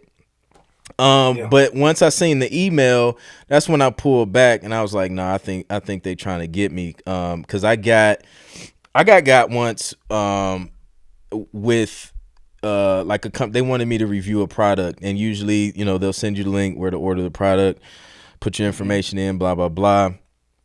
And then usually they'll reimburse you or whatever the cost of the product. So yeah, they definitely didn't reimburse me, and they start pulling charges out, my PayPal and all types of stuff. So yeah, luckily I had it. It was linked to my business credit card, so I was able to shut that down. I didn't have to pay anything. But yeah, I got like that once. And then I was a little more cautious on this one once I seen that email. But then I seen your situation. I'm like, oh man, they're going for blood, bro. Well, and then they have new tools now too, right? I could tell by now looking at it and spending as much time as I have with Chat GPT that they generated their initial outreach message. They generated that with Chat GPT because they Wow. were nailing all the things that would usually be red flags. Like, Yep. I know about my sound design companies, and they used a company that I've talked about in the past, Hmm. that I haven't talked about in years. And I was like, are they even relevant? Then I saw somebody else had done a review video. Like, trust, I did my due diligence. Were there things that I feel like a dummy about now? Obviously, but in the moment, there's a reason I was dragging that whole thing out for 7 days, even for the money Yeah. they were offered. I was like, time will reveal. Either they're going to get too thirsty, or they're going to say something that's like, that's a little bit out of character. It's much easier for me to say no because I'm not thirsting for the money. But the money Yeah. would have been a good opportunity to do some things. But it's so funny, and that's funny now. But Gmail, when I go back to the email, they tell me how fraudulent the email might be, and I'm like, could you tell me before I get hacked though? Exactly. But that being said, though, what I've understood is that it's not even just you don't even have to download the programs anymore. I don't want to put his business out there, but another producer homie of mine, Mhm. he called me on the day my channel got taken away, and I didn't pick up his call. I was like, bro, I don't want to talk to nobody right now. If they Yeah. took my YouTube, I don't want to talk to nobody. And he was like, what he was calling about was that his YouTube or his Gmail got hacked as well. And he said he didn't even have to download a program; he just had to click on a PDF. Oh wow.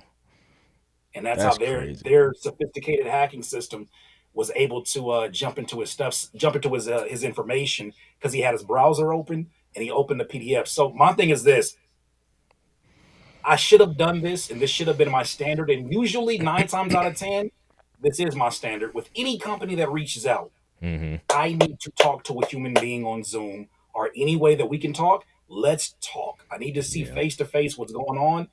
But of course, it's not the times that you're on point that you're going to get scammed. It's the Of one time course. out of 10 that you make that exception where I Yep. didn't get on the Zoom. I was like, man, I'm cooking. My value is high right now. Yeah. And, they brought they brought me down real cool to earth.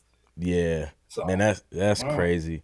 But yeah, I like that, hopping on the Zoom call with a human being first. And I honestly, I've done it for some brands, and then other brands has just been, via email. But I think that's Mhm. something I'm even gonna implement. Just like this is just the standard operating procedure. Like we got to do this if we're gonna work and Yes. move forward and partner up, because it is a part of our business, man. Like that's a revenue stream. And when as sophisticated as they're getting and they're using the terminology, they Mhm. know what this stuff looks like. Even the directions and the copy and things like that. You just have to be even extra careful. Now we got Chat GPT, which can make anybody sound like they know something about something. So, Mhm. man, that's crazy, bro. Like I had no idea it could get that deep. But I'm glad you were able to.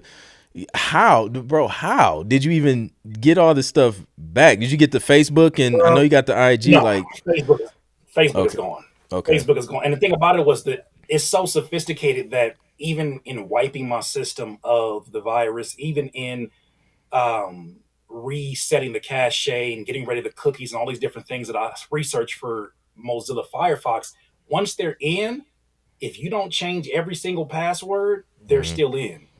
And so I went and I had to think about like what are all the things that I actually use. I haven't even used my Facebook. I got my fan page, but I'm not even using it.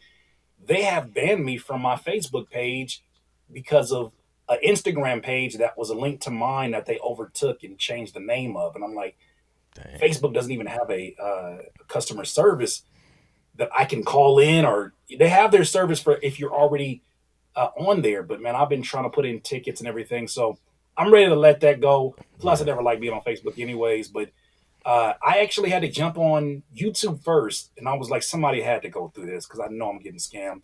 And luckily, there was a video where a guy broke it down. He said, "Man, I know it's going to sound crazy, but go on Twitter and hit up Team YouTube." I was like, "Oh God, I'm not getting my YouTube channel back. There's no way that I'm hitting this YouTube Twitter that has 1.3 million followers." And crazy enough, within an hour, without me, I didn't even like hit my audience up. It was like 3 o'clock in the morning when all this happened. hmm, I just hit them directly myself, and I was like, "I'm not verified." They took away the verifications on Twitter on mine, and I just said, "Hey, could you guys assist me with this? I definitely got hacked. They're actively hacking me right now." About an hour, 45 minutes, 45 an hour, hour. They came back. They sent me a DM. They gave me this long questionnaire to fill out, and mm, I got my channel back within 24 hours. Like wow, I remember sitting watching my Lakers, and they were facing the Golden State Warriors at the time. I was just negative that day. I'm usually not a negative person. I'm like, they probably gonna lose. And they won. I was like, oh, I guess that's cool. Somebody's happy. And then my wife was like, "Yo, did you get your YouTube channel back?" I said, "No, why?" She said, "A new video just went up." I ran upstairs and I was like, "Oh, let me find out." And sure enough, they had given me back. They gave me back my information, and my Gmail and all of that. So the only thing I really lost was that money that I got reimbursed Okay. and my Facebook. But bro, I am a I can be in a lot of people's eyes a toxic optimist. I look at Hmm. this and I say, how is this to my ultimate benefit? Fam, when I tell you that I was already on a crazy run on my YouTube where I think only missed one day of uploading last month, Hmm. I have been on a double tear since I got my channel back. And Oh man. it helps me to see like how much having it adds to my life. So I'm Yeah. actually grateful for it now that I got my money back in my channel. But I'm Yeah. grateful for it now because I've been on fire ever since. That's what's up, man. That's what's up. Well, yeah, I'm glad it worked out. And as fast as it did, that's crazy. Because with something like that, man, the more time that goes by, like the harder it is, Hmm. to be able to get it back. LW was just like, if only they use that knowledge to do something positive. I know, right? Facts. Like, bro, these scammers be mad brilliant, bro. It's like, yo, if you just start a business and just put that energy into something legal and positive, you could be up. Hmm. But You smart for all the dumbest reasons is what my grandmother used to say. You smart for all the dumbest reasons. Like what you going you got all that information and you gonna use it to scam? yeah, Go get you $1 or something. Like you could your skills are some that actually could be used by the very company that you are scamming, like a YouTube, in yeah, terms of getting accounts back, or Gmail or Google, I should say, getting accounts back. But I've just come to the place where, for better or for worse, I understand that there are people who have roles that they have taken on in this world. And some people, no matter how much you secure your stuff, I know someone in here said, get your VPN. I got my VPN, but I'm understanding that scammers are going to scam. they gonna figure a And way. they'll Figure a figure out way. a way. And I just have to make sure that, I'll tell you this, the reason I got my channel back, in case anybody ever comes across this, is because I did not miss minutes between emails. I know it's terrible for your health. I slept with my phone on my chest with Mm, the updates loud as it can be. And every time my Gmail update came through, I was like, look, oh, it's not them yet. But yeah, I responded back and I gave them the information. I didn't get frustrated with them. I just said I will do whatever is necessary to get this channel back because it's that important to me. yeah. So that I played a feel role. you. I feel you, man. Yeah, man. They gonna figure out a way to do it. The good thing is, they can't they can't take away your creativity and knowledge. So it's like, we can build things back up, but man, when you've put years and years and years into something, kind of sort of starting from scratch it's overwhelming, to think about But you know what sometimes. the gift in that is, though, Clint? I look at this and I say, it makes you ask the right question. When Hmm. you take away the thing that you're giving all your energy to, it Hmm. makes you ask a few questions. One of them is, who are you? Mm. You're not what you're doing. It's how you're not what you're doing, you're how you do it. Yeah, So if I'm hardworking, if I'm talented Curtis King, you can take away a YouTube channel. I am still all of these things because of how I do it, right? facts. But if I'm like, oh my God, they took away my identity, they took away, I'm too attached at the hip to Yeah, something that it's not mine to own. So I look at that and I say, this gave me a gift to where I don't take for granted having 240 or 237,000 odd subscribers. yeah, Because for a long time I was like, man, I've been stuck at 236,000 subscribers and crying and boohooing about that. And it's like, yeah, look at how ungrateful you sound. Because yeah, we're always looking to grow and expand what we're doing, but it's like, yep, dog, take a moment to really understand.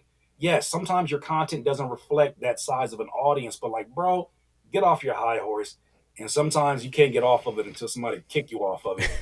And man, them scammers came and gave me an M Bison roundhouse kick onto the floor, and I'm grateful because yeah, now, man, the momentum that I have going with this channel right now is beautiful. I'm just yeah. grateful that I was able to get it back. I feel you, bro. That's amazing, man.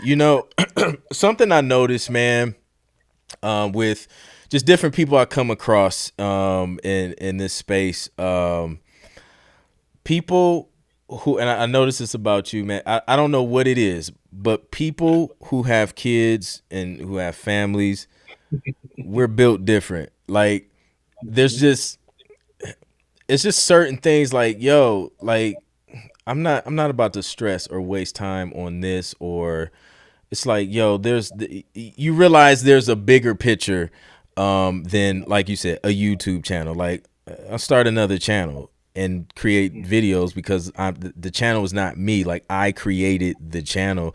But then I feel like there's a higher level of discipline that's required to be able to do the things that we do, have the influence that we have, and still have and manage and lead families, man. Like how has that experience been for you, being an entrepreneur in music, and also, having and leading a family, man?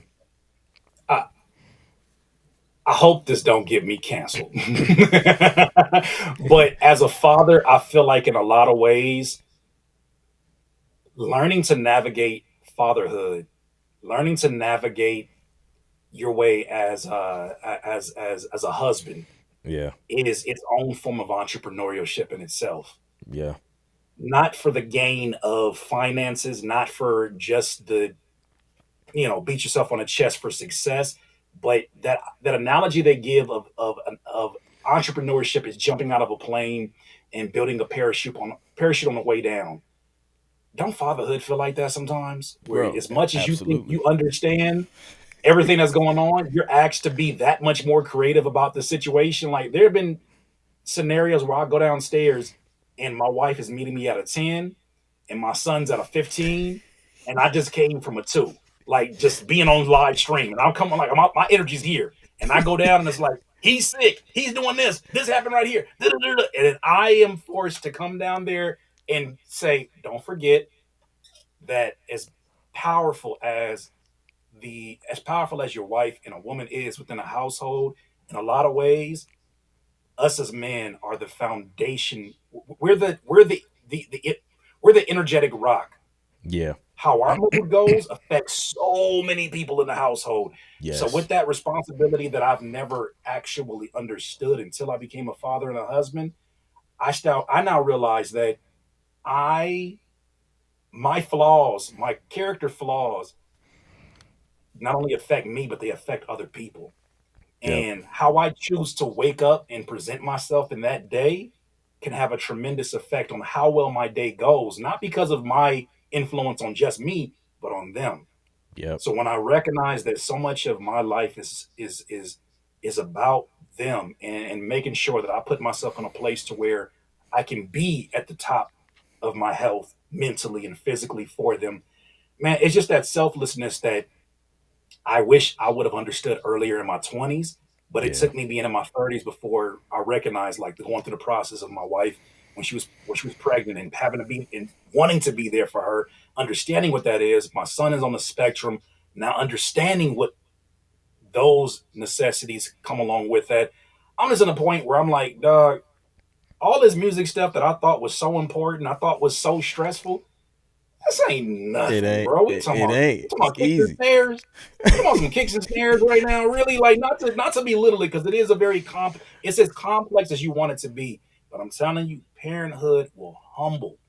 It will Facts. humble you, and I can be stubborn as they come, but bro, you know how this is, man. Like when you get the family situation, like you don't want to be a part of no online pettiness. You don't want to be a part of none of that stuff. And then when you finally do speak up, it come off a little bit. It's that daddy anger. So the internet saw a little bit of that this year. Like, not to bring up old stuff, but when I had my issues with Busy Works Beats, they saw daddy energy come out where I was like, I'm sick and tired of this. I don't want to do this no more. This is how I feel. Like I come from that kind of a generation of men, but I love it, man. I love the pressure because it makes me feel like I can achieve anything, man. That's a fact, bro. You nailed it, man. Like, I mean, you wake up in the morning, you're the one that's setting the tone in the house. Like, if your house is pissed, bro, it's probably because you done did something to piss them off. Like, you know what I'm saying? But it's, man, Yes. and it happens sometimes, and then sometimes you still gotta get in the studio and show up, get in front of the camera and Mhm, show up.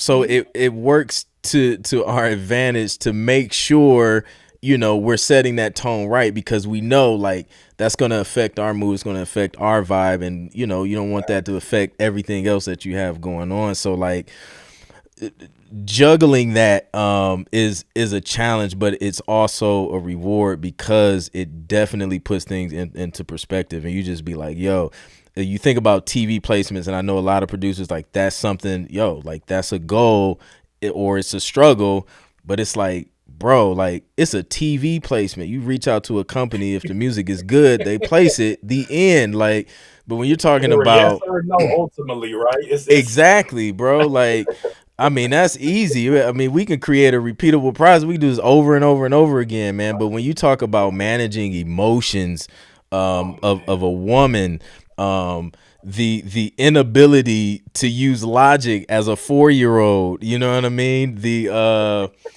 Oh my gosh, bro, we got a 1-year-old now, so now he's just like, bro, as soon as mommy sets him down, he's just like, nope, cry.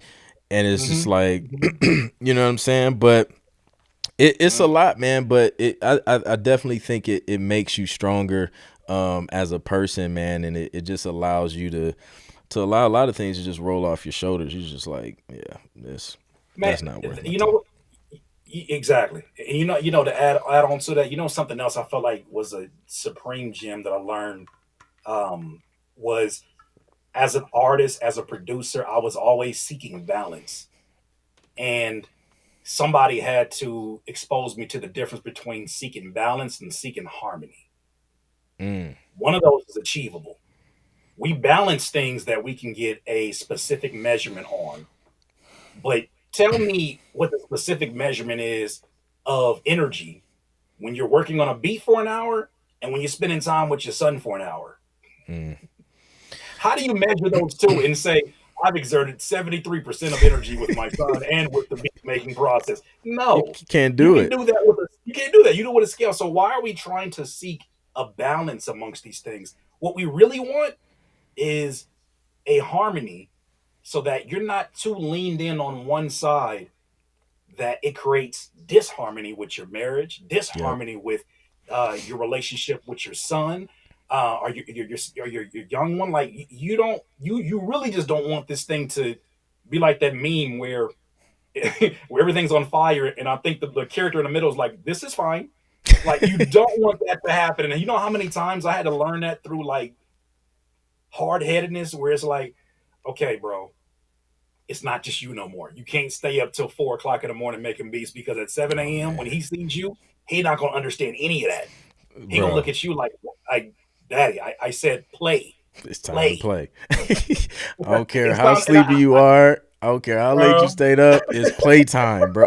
Like, I woke up let's this go. morning with a massive headache, and I just it's so beautiful the way like it's you can tell this is God's design. The way that you wake up, and instead of me saying I got this massive splitting headache, and oh my God, I just can't do anything. I saw my wife and my son, and he had a doctor's appointment today, and Mm, immediately my brain said, "You're at a 2 right now. What do we need to do to get you to a 5 so you can get up, get dressed, and go to that appointment with him?" yeah. Good thing I did because he got 3 shots today, Oh and I'm wow. like, you know what? And he got that boy got some strength. He got strength that I didn't have at that age.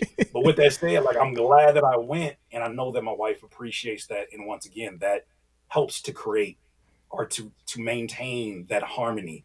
Yeah. Understanding that I can't ask her to support me in my dreams if I'm not supporting her in her dreams and her business. So it can make you a more thoughtful person Yeah. if you're open to the idea. Yep. Agreed, man. Yeah, dude. I think uh just balance. I think what we found in our marriage and our family is just like just making sure, like you said, harmony, bro. Making sure like there's an understanding. Okay, now we're about to go into a season where we're gonna be focused a little bit more on work versus, Hmm. family stuff or marriage stuff. And then once we get through that, okay, we see things are kind of out of harmony with in this particular area. Okay, now we need to focus a little bit more energy on there, and it's just like kind of going through the different seasons and knowing like, where you are. Like I know the past couple months, my wife, she just started a business of her own, like a physical location. So Fire. yeah, man, we've been helping her get that set up. She basically recruited me as the IT guy. Like she was just like, all this stuff. Here you go. Man, So how beautiful to live in 2023, and these are the things that happen. Like this is and it's becoming a little bit more commonplace than we. I'm sure our parents' generation are just like this is so unheard of, but we have that opportunity now, man. Congratulations yeah. to her. Yeah, nah, thank you, man. Much appreciated. And she's excited, man. She's excited. So and I'm excited for her. So, just knowing like, yo, all right, well, I ain't gonna be making too much music until we get this up and running. So now she's good to go. So now we're kind of back into a schedule. For the people in the chat, man, if you guys have questions for Curtis, definitely drop them in the chat. Because we could chop it up all day about kids, shots, and you know, all this other stuff, That's man. that's But good stuff, man. Because I think we sometimes as artists and producers can get into that main character syndrome where it's all about our dreams. It's all about how we envision this movie happening, and we mm, forget that dog, we're all characters in one another's stories. yeah, If we have a brain that can think of ourselves as being in the center of our world, where there's 8 billion experiences like that going on right now, where yeah, people are only seeing it from where they're living at, where their mindset is at, who they're around, and they feel like they're worthy of the treatment that they give you. And I think that mm, that's one of the biggest blessings is recognizing with my wife, like the biggest gift I could ever give myself is to give her and pour into her all the energy and support that I can give her in helping her pursue her dreams.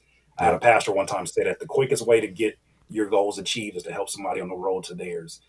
And that's just for me. That's just a way of life. That's not even a cute Hallmark card. Like everything that I do, even when you see the stuff within my channel, is all Yep. about helping others be their best self. So, but that's key, man. That's key.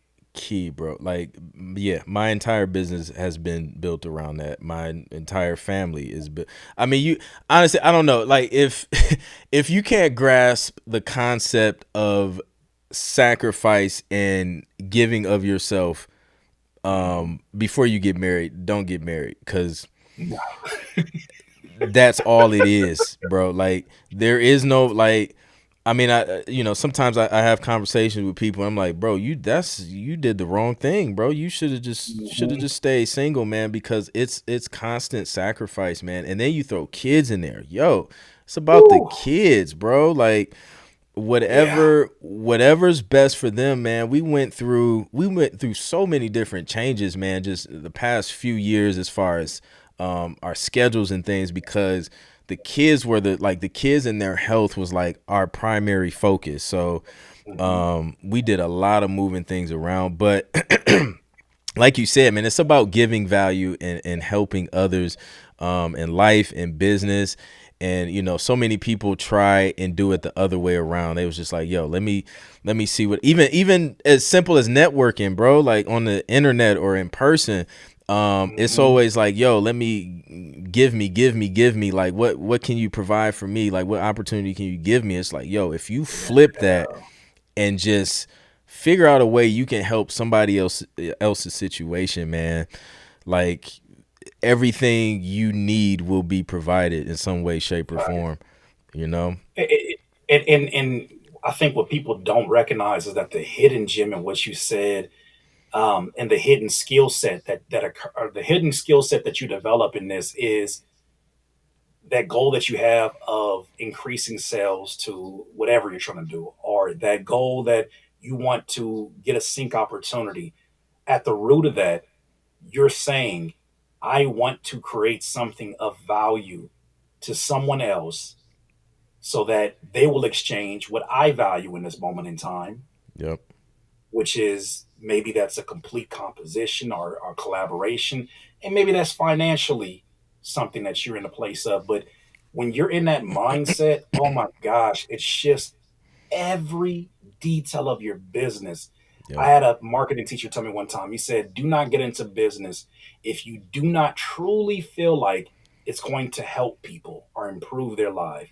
And I'm Mm, like, is this just like some Hallmark card stuff? But he's like, no, the reason why that is because 93, 92, 93% of our language amongst each other that we interpret as body language. mm, So that means that you're giving off messages that are not in line or not genuine with what you say. I want to help people. Yeah, I want to help you. But if your body language comes off a certain way, if the mm. presentation of your music comes a certain way, the presentation of your email comes off a certain way, you Yep. couldn't hide it if you wanted to hide it. You can only do it for a little bit of time. At the end of the day, when you actually say, I am here to serve, Mm, you will be surprised by how many things in your life shift and how your way of looking at these opportunities shift because it's no longer about, man, why nobody buying my beats or why nobody coming to my website buying my merch? It's like, well, what have you done that is of value for them? Who are you bringing together? Like a lot of folks, we've had this conversation too. A lot of people try to start a community and they're like, man, why don't I have more support around what I'm doing? And it's hmm. like, what do you support? Yeah. Yep. Are you part of, do you remember what it's like to be a fan of something? If that's the case and you don't remember, how could you possibly have the DNA of how someone could become a fan of you? And how could you even know how to take care of that person? Yeah. So, that's the beautiful part about life is that no matter what stage you're at with this, life is going to always teach you a hard lesson that you Yep. can either grow from or repeat over again. Exactly. Cause yeah, if you don't learn it, bro, you're going to have to keep being taught that lesson until you learn it, until you get it. Um, and that even in sync, man, you know, some producers are like, yo, I want to make what I want to make. Like what I do is hot. I just want them to take it and place it. It's like it don't work that way. Like Then make you're your own movie. You make your own right. video and you place your own stuff and don't be complaining about like you know what I compare that to. I'm going to cut you off. I compare No, you're because good. it's a pet peeve of mine Mm, of when people walk into my live streams and they jump in there and they say, "Hey man, I don't know what y'all talking about, but can you play my beat?" I'm like, that's the equivalent of me walking in your house. Oh, you got that nice plaque back there. That's what's up, bro. I think I should put up a picture of uh of my homegirl just because, like, I think it'd be just dope. You know what I'm saying? Are you not a fan of Sade? Let me put Sade on the side. Like, how are you gonna come into my house redecorating things because I don't know, fam. I just know the vibes. I didn't ask for your vibes. This is my exactly. environment. So I think it's the same thing with these folks that you're trying to get sync opportunities with. Yep. They don't owe you anything. But Facts. if they feel like I'm telling you, there's been every sync opportunity that I have ever gotten from Levi's to Vans to what was the video game one? APB Reloaded have Mm, all come from Overwatch League relationships. yeah. Not Yep. one of those came from. I want to go through your course and I want to understand the process of how it is. But I'm telling you, every single one of these opportunities have come from somebody that was like, Curtis is somebody that's reliable. He gonna take care of he gonna any deadlines you set. He's professional and he's gonna take care of it. And I'm like, you said some of these terminology like Sting. I was like, so y'all just want a strong outro? I don't know what it means. Like, what we getting at? And Strong so I would, outro. but every single one of these opportunities I get just to kind of bring it home has been because of the thing that you almost can't teach somebody sometimes. Like, Yes. just be a man or woman of your word. Yep. Simple stuff. I was talking to somebody else about that. I was like, you know what, man, we forget the sync courses and tutorials. We need to teach, but it's the stuff you can't teach. That's the problem. It's just like it's the things. It's character. It's integrity. It's these things, these intangibles that you can't teach that makes the difference. Like your music is amazing. Your Mm-hmm. character is trash. Like you miss out on Oh, opportunities. You know what I mean? But yeah, man, it's about man. serving. You have to know, like, you know, you're going into someone else's house. They know exactly what they want in their house. You can't go in there telling them what to hang up. you know, what kind of flooring to lay down. They already know what they want. Just give them what they want, and you're good. You know, It don't make you any less of a creative. Matter of fact, it's a test of your creativity it is. to have the ability to compromise. And what you'll learn from that is that as much as you may believe in what you're doing, as much as you may love what you're doing, you don't always have the answers. Yep. And you cannot underestimate the value. Even though my motto is do it yourself, DIY, you don't want to underestimate the value of putting your heads together with like-minded individuals that can help one another become better than they've ever been on their own. Yeah. Yeah. Crucial. That's good, man. Lee the Plug had a question. He said, "How were you able to land your first beat placement, and how did you feel when it released?" It depends on what you count as the first placement, but I can tell you this: the first song with two artists that at the time they weren't as big as they are today, but the first placement I ever got was through my personal relationship with Absol. Okay. Absol is obviously a TDE representative, but the first placement I ever got with Absol on his project with TDE was featuring a guy named Kendrick Lamar, K-Dot at the time. How lucky am I? But that opportunity didn't come because I was so tapped in and I was always in the studio. That Yeah. opportunity came because Absol told me one day, he said, Curtis, I just got signed to TDE. And you have been working with me for the last few months.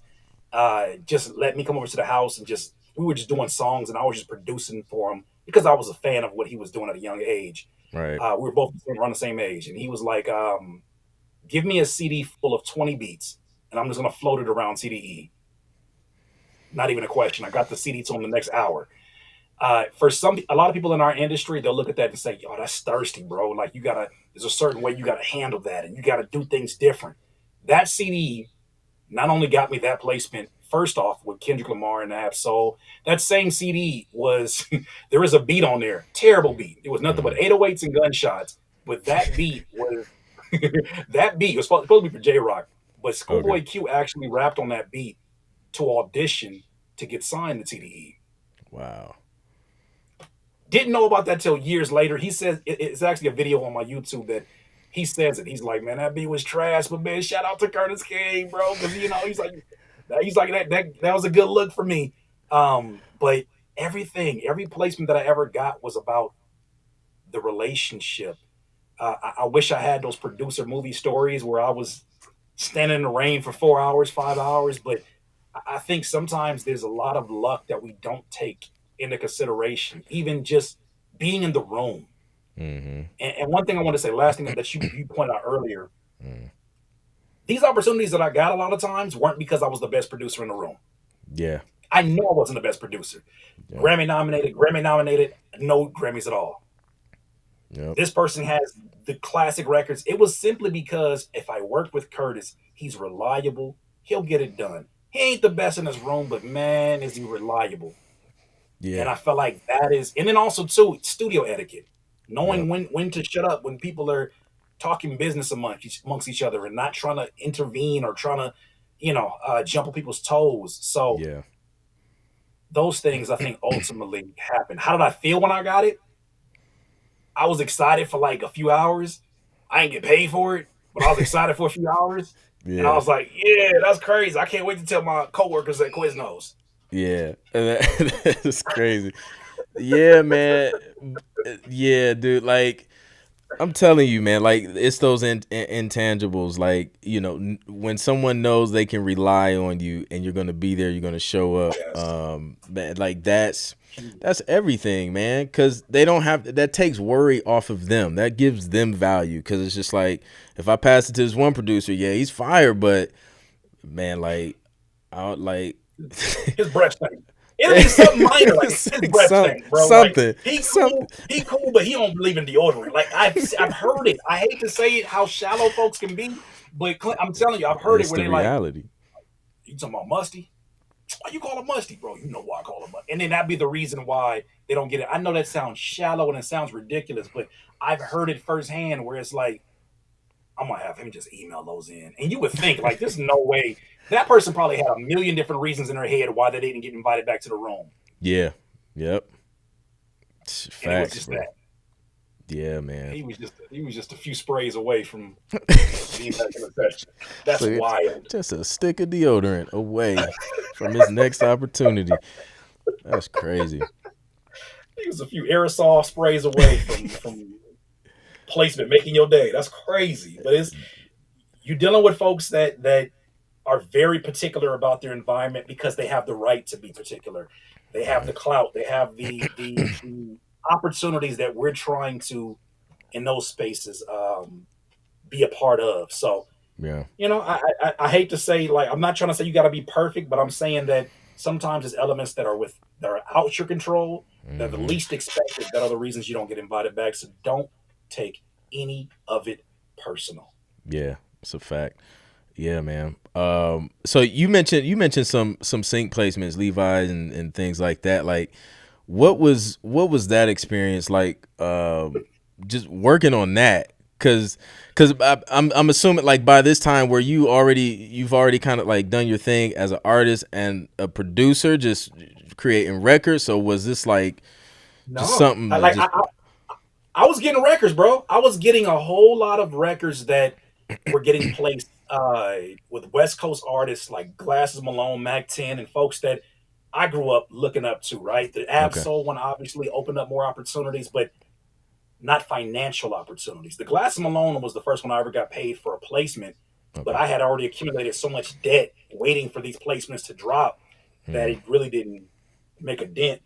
But my first money opportunity was actually through Vans skateboarding, Okay. and they did like a DVD Vans downtown showdown, and I got that one from actually a homegirl of Ab Souls who invited me to come down to this event, and I met the video editing department in the back of the event, and I gave them my CD. They were like, "Cool, we'll listen to it," and I'm like, "It's like real old school with that." But how was it, Clint? You want me to keep it funky? Well, 100, bro.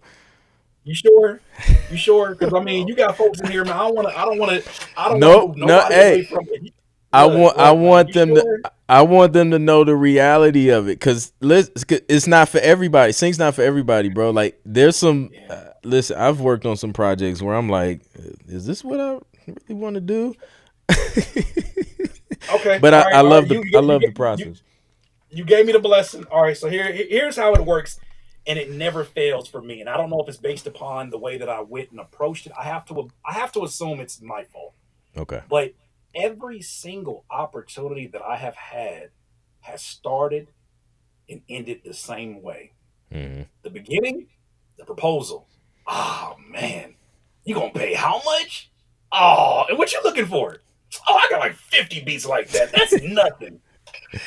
Starts off that way, right? They give the reference, everybody's all smiles. Then there becomes the request for the first edit.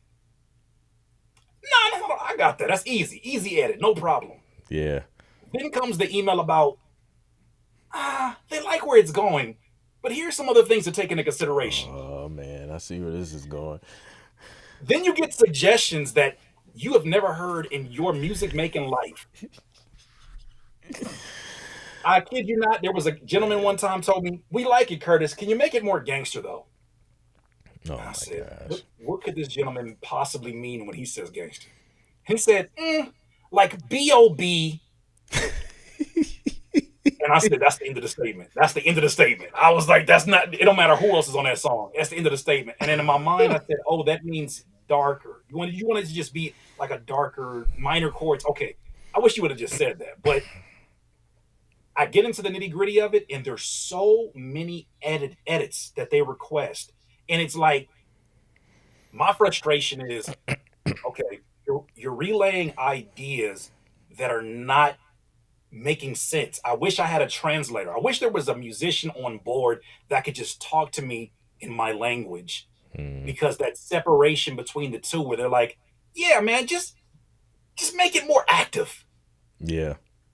Do you want hi-hats or do you want me to speed up the BPM?" Hey Curtis, me and everybody in the gang were talking. We think you should go to 166 instead of 167. Yeah.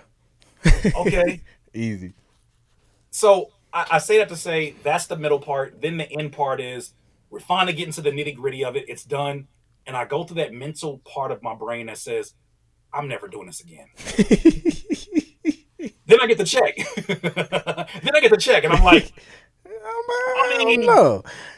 if I had to, maybe I'll learn something the next time. And I go through the process and it happens again. But this last time, I may need to talk to you may have to be, how Cesar Milano is a dog whisperer. I know you're the sink whisperer. I may have to come talk to you for a counseling session. Because the last time might have been the last time. Yeah. Right? I get with the company. I did all of this work with them. I'm not going to mention I signed an NDA. Did all this work for them to decide halfway through that it's only going to be something that's played internally to the company. That's fine. Whatever. Not going to go to the public. Whatever. I didn't brag about it. Didn't say nothing. Cool. All this work I did, they allowed their video editor to derail the entire process. And they didn't even know it. And I had nobody that I can talk to let them know like how much he's butchering this process.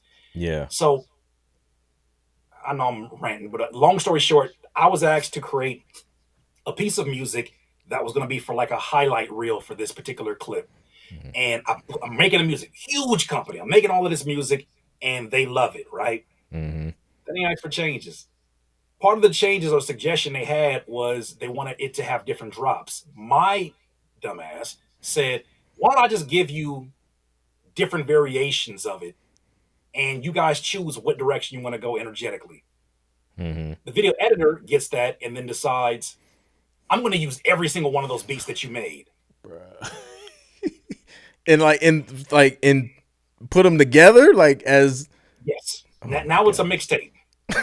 Now instead of doing one beat, every time they ask for an edit, I'm making an edit on 8 different beats. Oh no. So he starts shifting things because he's getting in his editing brain. He's getting excited, but he doesn't understand that when you shift things even by a nanosecond, things like, for instance, they wanted to have like a tape stop effect. Okay. And you can automate that on, I'm using FL Studio. You can automate that. Only issue is you can't always guarantee the timing of it to be exact because it's chasing the bars, right? Okay. Well, everything's off the grid now because he's not going according to that. Yep. So the amount of surgery that I had to do for the check that I got, I looked at that money drop in my account and I was like, that's cool. I'm never doing this again.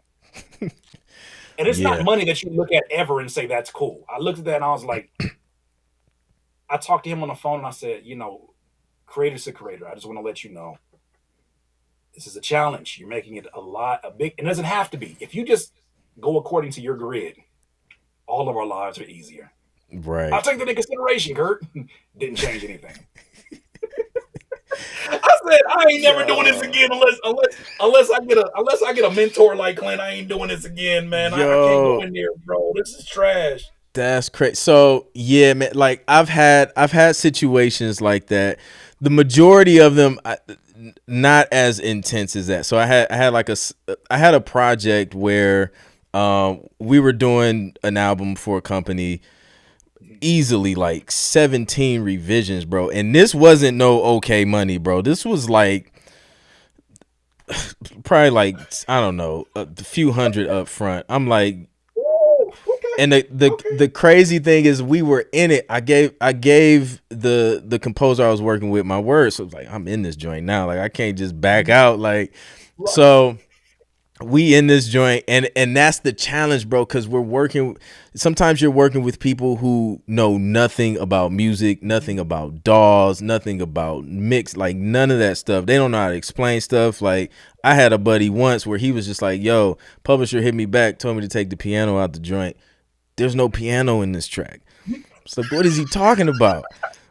Who hires these people? So it's the craziest thing. So a lot of times you're working with people who know nothing about what we do, and you're trying to communicate with them. You got people telling you they want gangster rap like what was the artist you named? Like B.O.B. I thought working with rappers, and I love my artists, I love my rappers. I thought working with rappers would be the most challenging thing of my career. It's not, bro. I know. I thought that, because rappers got a way of like, because we're all in the culture, we bend the rules of professionalism. We'll just say things like, oh man, like, I just want something that's like larger than life, but like small as a hot pocket in certain places. You feel me? But like I want something like I could play in a club, but like something that like I whisper in somebody's ear. You feel me? Like what are you actually asking for? And somehow, some way we'll get to it. With these Yeah. companies, it's more frustrating because at least we're talking somewhat of the same language with me and the artist. With them, I didn't have somebody tell me my beat was too piano-y. I'm like, what does that mean? To And why did you put a piano. Y at the end of that? Yes, What do dude. I, and then you're sitting here, look, you're sitting here, Clint, like with the notes over here, listening to the same beat, like, and it becomes an internal struggle of like, nah, bro, that's why they're paying you the big bucks. Like, you're supposed to figure this out. This is part of the, and I go through the same mental juggle, the mental jogging, bro, where I'm just like, why did I say yes to this? Yeah. Yeah, dude. Yeah. But man, we had so many revisions, and it was like nitpick. I'm like, bro, this was Oh this was God, production. This wasn't even an ad. This was production yeah. music behind. Like somebody's gonna be Mhm. talking over this. They're gonna turn the volume to like 2. Like nobody's gonna hear the changes you're asking for. Why are we on revision 27 right now? The audacity to ask for all these changes and then turn my music to negative 28 decibels is mad. That is sick. That is sickening. Yes. You ever get this? And I don't want to compromise no relationships, but do you ever get the idea that sometimes these companies do a little bit of this on purpose so that they get their money's worth? So they can have a log of all these things. Like, this is maybe a conspiracy theory. Don't mind Crazy Curtis. Yeah, But I yeah. sometimes are like, do you have to report the things that you ask me to do? Because you're asking me things that I'm like, I hate to be ungrateful because y'all paying me, but I'm like, why don't you do that? Like yeah. Why don't you do that if it's so easy? If it's just a quick fix. Well, no, it's not Yes, a quick fix. I gotta open my computer back up. Why don't you just do bro. it? One of the biggest pet peeves of an edit request is um there's a little bit too much silence at the end of the track. I'm like, bro, a video editor can just take that and drag it, bro. Like drag the silence off and you're good. Like you can do it. Like you edit videos, like it's the same thing. Just drag it. So I you don't want get to overstep my boundaries, but that that's a pet peeve. Um but yeah, dude, I don't know, man. Like I don't know if they just feel like, it just has to be an intense project with so many edits sometimes. But yeah, it was crazy because the head composer of that project, he was just like, we're never working with this company again. He was like, it's just way too, because I'm just one composer, bro. We had a team of like 5. oh my So gosh. he's going through everybody's track and emailing, bro. I got a thread for days on that thing, man. It was crazy, bro. Mhm. Yeah, no, I have only met, I have not had one of these clients that I've worked with that wasn't a situation like that. And it got me thinking one or two things until I met you. Is this just how the business is? Or maybe it's just not for That me. I think that's a small representation of it. It can happen, and I say be prepared for it, but it shouldn't be. Every experience shouldn't be that way. Um, I and was like, God, I, you trying to give me an answer. You trying to let me know something. Like, God was like, son, I want you to go through this so you never go through this again. yeah, man, nah, cause after that project, shoot, I was second guessing. Like, wait a minute, I got placements, and I'm like, am I supposed to be doing this? But yeah, then the other situation where it was it was communication thing, working with a company, and the main company, I think they were based in China. And just there was just a communication. They were just trying to understand each other, and I thought they only wanted music for the project. Come to find out, they needed complete sound design. I'm talking sound effects, the whole nine. I was like, oh, like that. I didn't would have quoted you a different price. That's They different. sneak that up. So that's not uncommon for them to sneak that up on you because they just for sure snuck it up. I mean, they were like, "You deal with sound." I'm like, "Yeah, Yeah, technically." yep. and they just kind of bunched it all together. But yeah, a communication thing. So I was like, okay, so now I'm learning sound design. And then we went we went through a lot of edits. The tricky thing about this one was, number one, the time zone difference. I'm working with a company in China. I'm in the U.S. So I was pulling some late nights and some early mornings just to be able to have a conversation. On top of that, the company was having I'm working with the video editor. The company was having conversations with the video editor, having him edit things, which like you mentioned before, that shifts everything, because once he changes the smallest thing in the video, now my music, this accent, this hit or this stab isn't hitting where it was supposed to hit. Now I got to go through and like rework all of that based off the new video. So it was a lot of revisions on that one. And then we finally go ahead. Sorry. No, I was just saying we finally figured it out, but that one was a lot of work too. You know how many times they ask me to do something, and I'm like, there's no resolution. It doesn't make any sense. Like, what is this chord progression right now? Like, what are you asking me to do?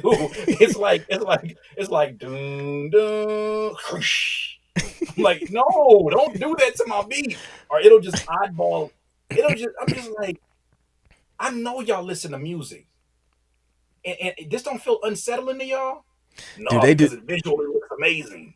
they do that on TV a lot, on like reality shows. They'll take Yeah. your track, they'll chop it, and it'll end on the most weirdest. It'll be like on the 3.75 beat.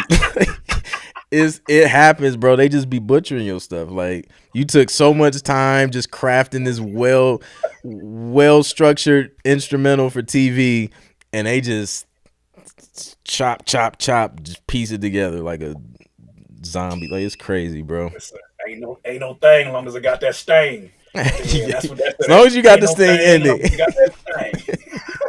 That's their motto. Exactly. Yeah, man. So yeah, that's the real of it. Like, there's some situations where you run into it, but nah, man, I think there's definitely a better side, better side. So man, we'll have to figure something out, Introduce me man. to it, bro. Please introduce me to it, man. Like, you ever need a rapper? You ever need a vocalist, man? I'm here for you, bro. But like, Man, man, I'd go into war with these folks. Not even war, but like just like going through that motion. For yeah. me, because of the experiences I've had, it felt like that it felt like that meme that they used from Grand Theft Auto San Andreas. You're like, oh, here we go again. Yeah. And it's like, I don't even know what's ahead of me. Yeah. And I'm not excited by it. But every single time I go through the same emotions, and it's like, you're doing it again, aren't you? Because first the answer is no. First the answer is no, Clint. I'm like, no, I'm not doing this. Yeah. And they give me the amount. I'm like, I don't care how much it is. I'm not doing this again. Yeah. Oh man, well, we only need, and them words is famous last words, dangerous words. We only need. Let's hear your Yeah. catalog. We might be able to just take. No, Man. man. Yeah. But Nah. outside of that, it was amazing, bro. You know, like my Yeah. son's first birthday party. Yo, shout Yeah. out to Levi's, fam. Like that right there. Yeah. He did it up big. I felt like a celebrity dad at that day. That's what's up, man. Yeah, dude. That'll be crazy, man. Like, type in the chat if y'all would like to see a Clint Curtis King collaboration for some sync stuff. That'll be crazy. But man, listen, dude, I don't want to hold you, man. I know it's getting late. We gave the people an extra special treat tonight. So thank you for your time, man. Thank you for your expertise, and we'll have to chop it up again soon and figure something out to give you a better sync experience as well. Look, I just read the signs on the wall, man. If the wall keeps telling me like make it more gangster, more B.O.B., then I just feel like you're telling me this for a reason. But no, man. All jokes aside, shout out to you. Much love and respect to the community in the chat. I'm grateful to be here. My apologies on the delay in getting in here, but Sound Super good. dope experience. Salute. Hats off to all the composers. And yeah, Curtis King on everything. Greatly appreciate everyone. So yeah, thank you. Indeed, man. No doubt, man. We'll be in touch. All right. Peace. Peace.